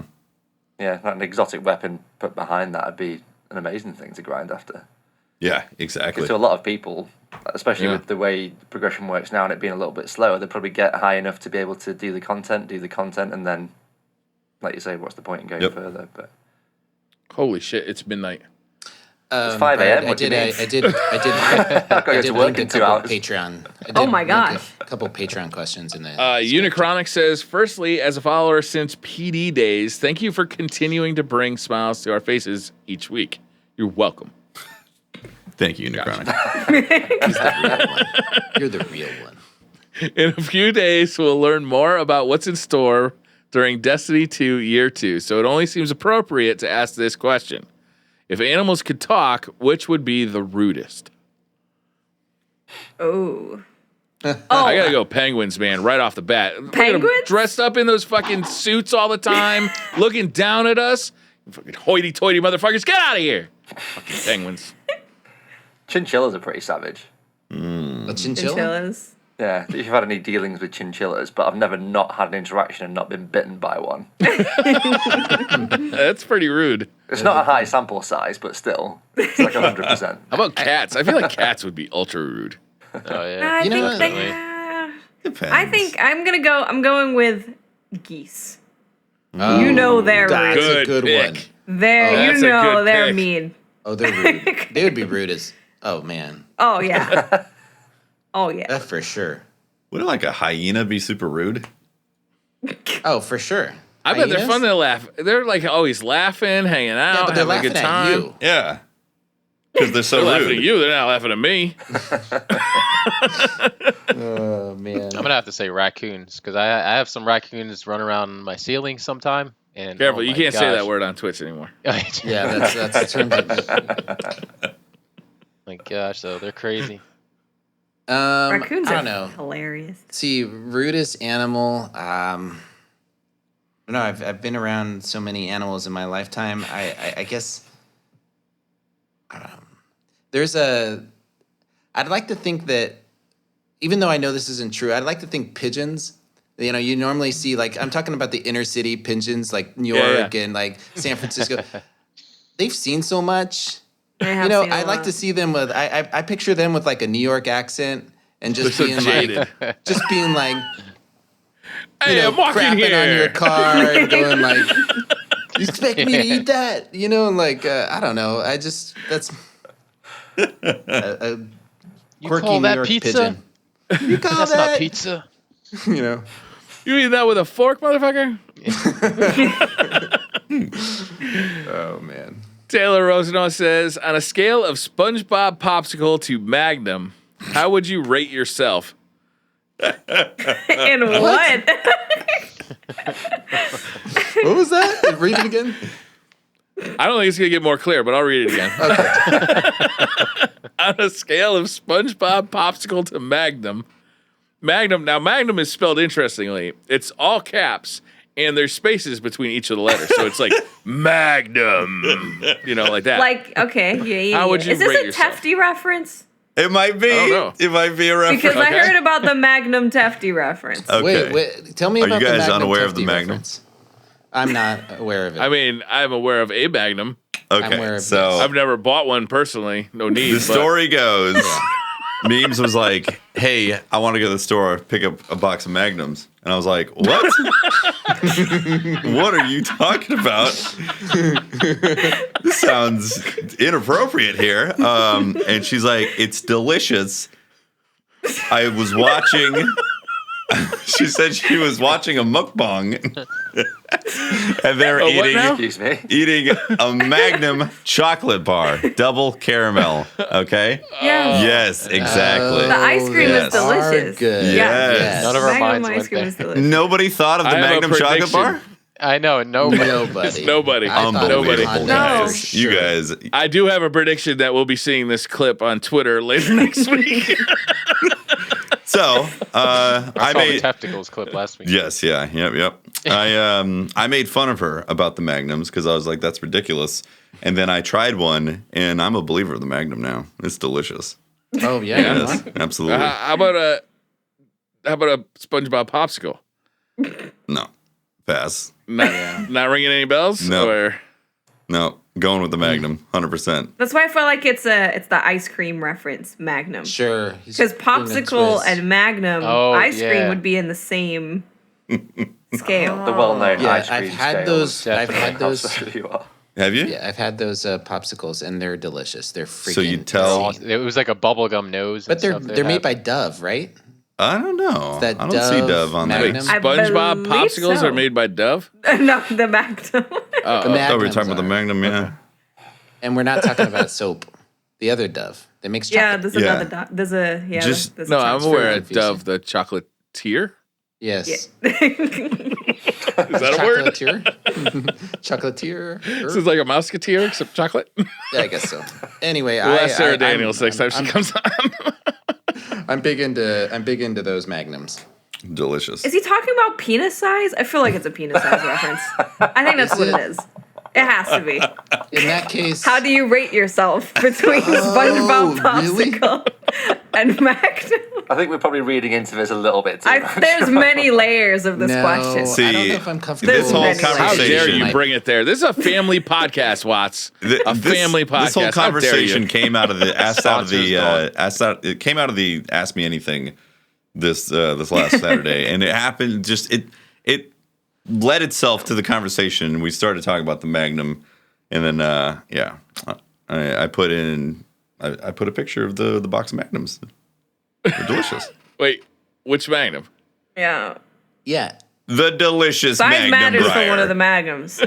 What They make them Magnum in do you think I'm flavors. talking about? They make The them in different condoms. flavors. Of course not. They make them in different flavors, sir, And sizes. and sizes. Actually, you can get minis. There's 6 in a box. You can get mini Magnums? And that kind Are of we defeat the whole talking about purpose? ice cream, or what are we talking Of course, I'm about? talking about ice cream. Come on, Jesus. Because I mean, there's got to be a market for Magnums for dwarfs. I imagine, right? The ice You cream. want delicious ice Wow. cream?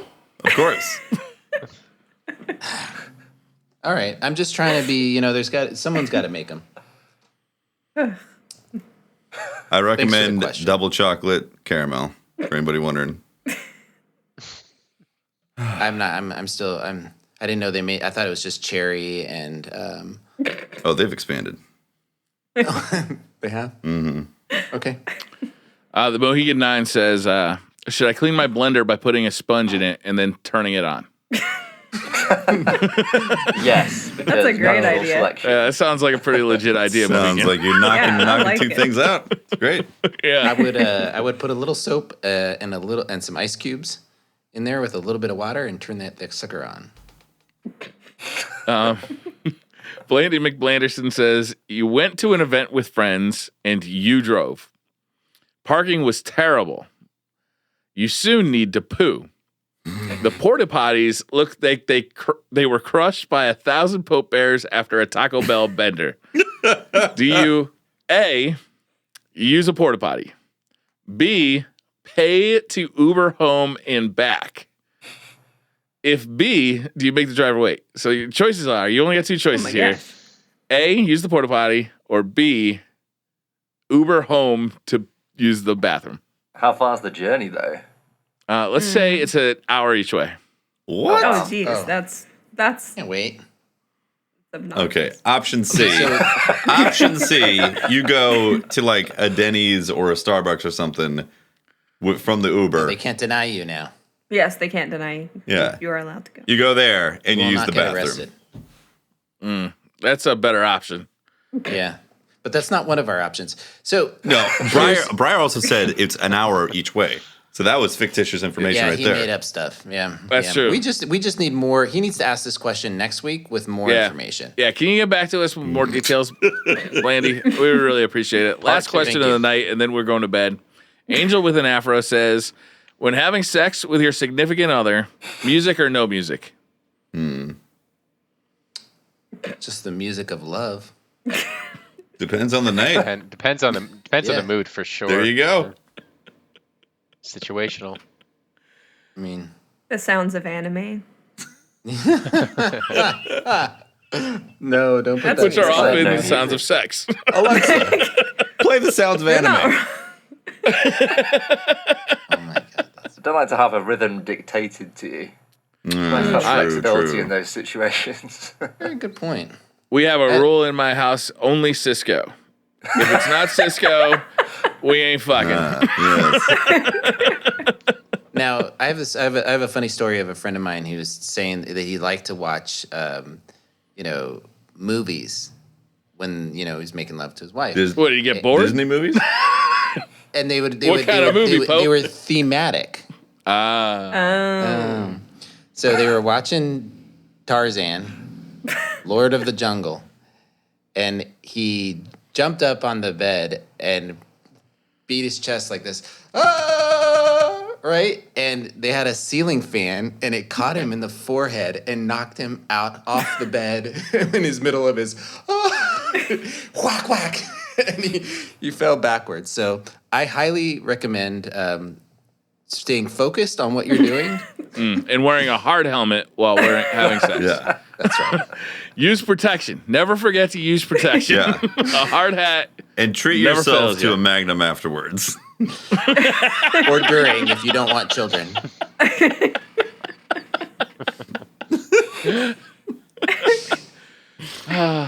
These are always fun. So this is a 3-hour podcast, guys. Yeah. Yeah. I know. They've been going that direction lately. Yeah. Yeah. We're still keeping the Pope's friend. side quest. Pope's friend. I knew people would say that. The side quest is still an hour, though. That's good. Well, that's it. That's my job, right? Yes. Thank you very much Come on, for man. watching episode number 87 of the Destiny Community Podcast. It's been wonderful. My name is Tefty Teft. You can talk to me at Teft on Twitter and discuss the many fine nuances of the Magnum chocolate bars. Catch my streams, twitch.tv/Tefty Teft. Typically start my streams around 6 p.m. Pacific time, Friday through Wednesday. And I have a YouTube channel too. That's confusing. I can't do that math. Friday through Wednesday. I know. What does that even mean? What does that It means no Isn't it Thursday. when- Because I'm doing the podcast. every day but Thursday. That would be one way to say it. Yeah, you're right. Yeah. That would be. Because, I mean, yeah, if I think about it, I think about what's Tefty's schedule? It's every day. Yeah. every day. I know, but that's a If I lie wanna see now. Tefty, it's every day. No, it's every day. What's They Tefty's can day see off? here. Fuck you. That's his day off. It's his day off. It's a lie though, because we're on DCP now. DCP_live. Before I could get away and say it was every day, but I can't now because we got this awesome channel here. I'm Briar Rabbit. You can find me. I've actually uploaded 3 YouTube videos this week. Get out of here. Oh, wow. I shit you not. So you can look up my YouTube channel. I actually uploaded one of them in 4K 60 FPS. Woo! Yeah, it took a really long time. Take? A long time. Tefty, have you done one of those? And how long did it take you? I haven't, and thanks for the reminder. I need to flex some data. You can also find me streaming every weekday afternoon over on Twitch. Just look up Briar Rabbit, or talk to me on Twitter at the Briar Rabbit. And I am Miss 5000 Watts. You can find me streaming on Twitch, talking on Twitter, and I will upload a video soon, probably, on YouTube. just search for Miss 5000 Will it be Watts. 4K 60 frames per second? No, it's probably going to be 30. You could Fast. you could upres and interpolate 60 Oh, for the hell of it. Just because. that's the kind I of might dirty do shit that. An00bis would do. I think you found a new friend. Smoke and mirrors. 4K 60 FPS PS4 gameplay. You're up next, noobs. So if you want to talk to me directly, I'm An00bis Gaming on Twitter, but the O's are zeros because apparently I didn't ever want to be found on the internet. And if you want any event information, it's Get Wrecked Live on Twitter, or the website is getwrecked.co. So all the news is on there. And me, FarCog, at FarCognitions, just like it sounds, on Twitter. If you want to talk to me directly. If you want to play in any of our events, join discord.gg/DTR champions. No spaces or anything. And I should probably shout out my group that I work with, that I do all this with, because it's not just me, is the Solid Esports group at solid_GG on Twitter. Cool. Thanks for having me. And this has been Pope Bear. You can find me on Twitter at Pope Bear. And you can find the Destiny Community Podcast on Twitter at DCP_live. We've got a lot of things going on. Stay in touch with what we're doing on both Twitter and Instagram. We put up highlight reels. If you can't watch the podcast or can't get to it throughout the week, and then you're wanting to watch it right before the next show, we're putting up a highlight reel to get caught up before the next show. And speaking of the next show, next week we have Ikugan. He's coming up, and we've got actually a great show, a great month next month. I don't want to spoil it, because you guys are listening to it right now. So we also got this random named Wilson coming on. No way. And Never heard of him. Is he that toxic dude? I think he is. He's out at that other podcast. There's always been comments about bringing on just randoms onto the show. So Well, it doesn't get any more random than Wilson. Right. So what I did is I went on LFG, and the first person that it matched me up with, I just said, "Hey, do you want to be on the show?" And there you go. So that's His name who's was coming on. Sweet Dick Willie 360 No Scopes. That's right. Sweet was. Dick There Willie's is going to be on. no way in hell that I actually used the name Wilson for that entire podcast. Sweet Dick Willie, what do you think about that? And the last guest for the month will be Hush. So Nice. I'm really excited Yay. about next month. We've got a special slot that I'm not ready to. Okay. Nice. It's going to be fun. I want to, before we end, I just definitely want to say that thank you to all of our patrons. Literally, you guys make this possible. We have a whole team that makes content, and it's just us up here, but we've got people that you help support monthly. It's beyond belief that you guys are helping us, and it's great. It's great to be able to support people and to make great content. And you've made it possible for us to afford to do that. So thank you very much. And your continued support is both humbling and strives us to do better things. So we are working on another podcast, the Side Quest podcast, and just refining what we do here. And it's mainly to meet your standards. So thank you very much. That's the podcast. Anything else, guys? All right. Yeah. Or is Thanks. that? Yeah. Yeah. Thanks for watching. Bye, guys. Bye, Felicia.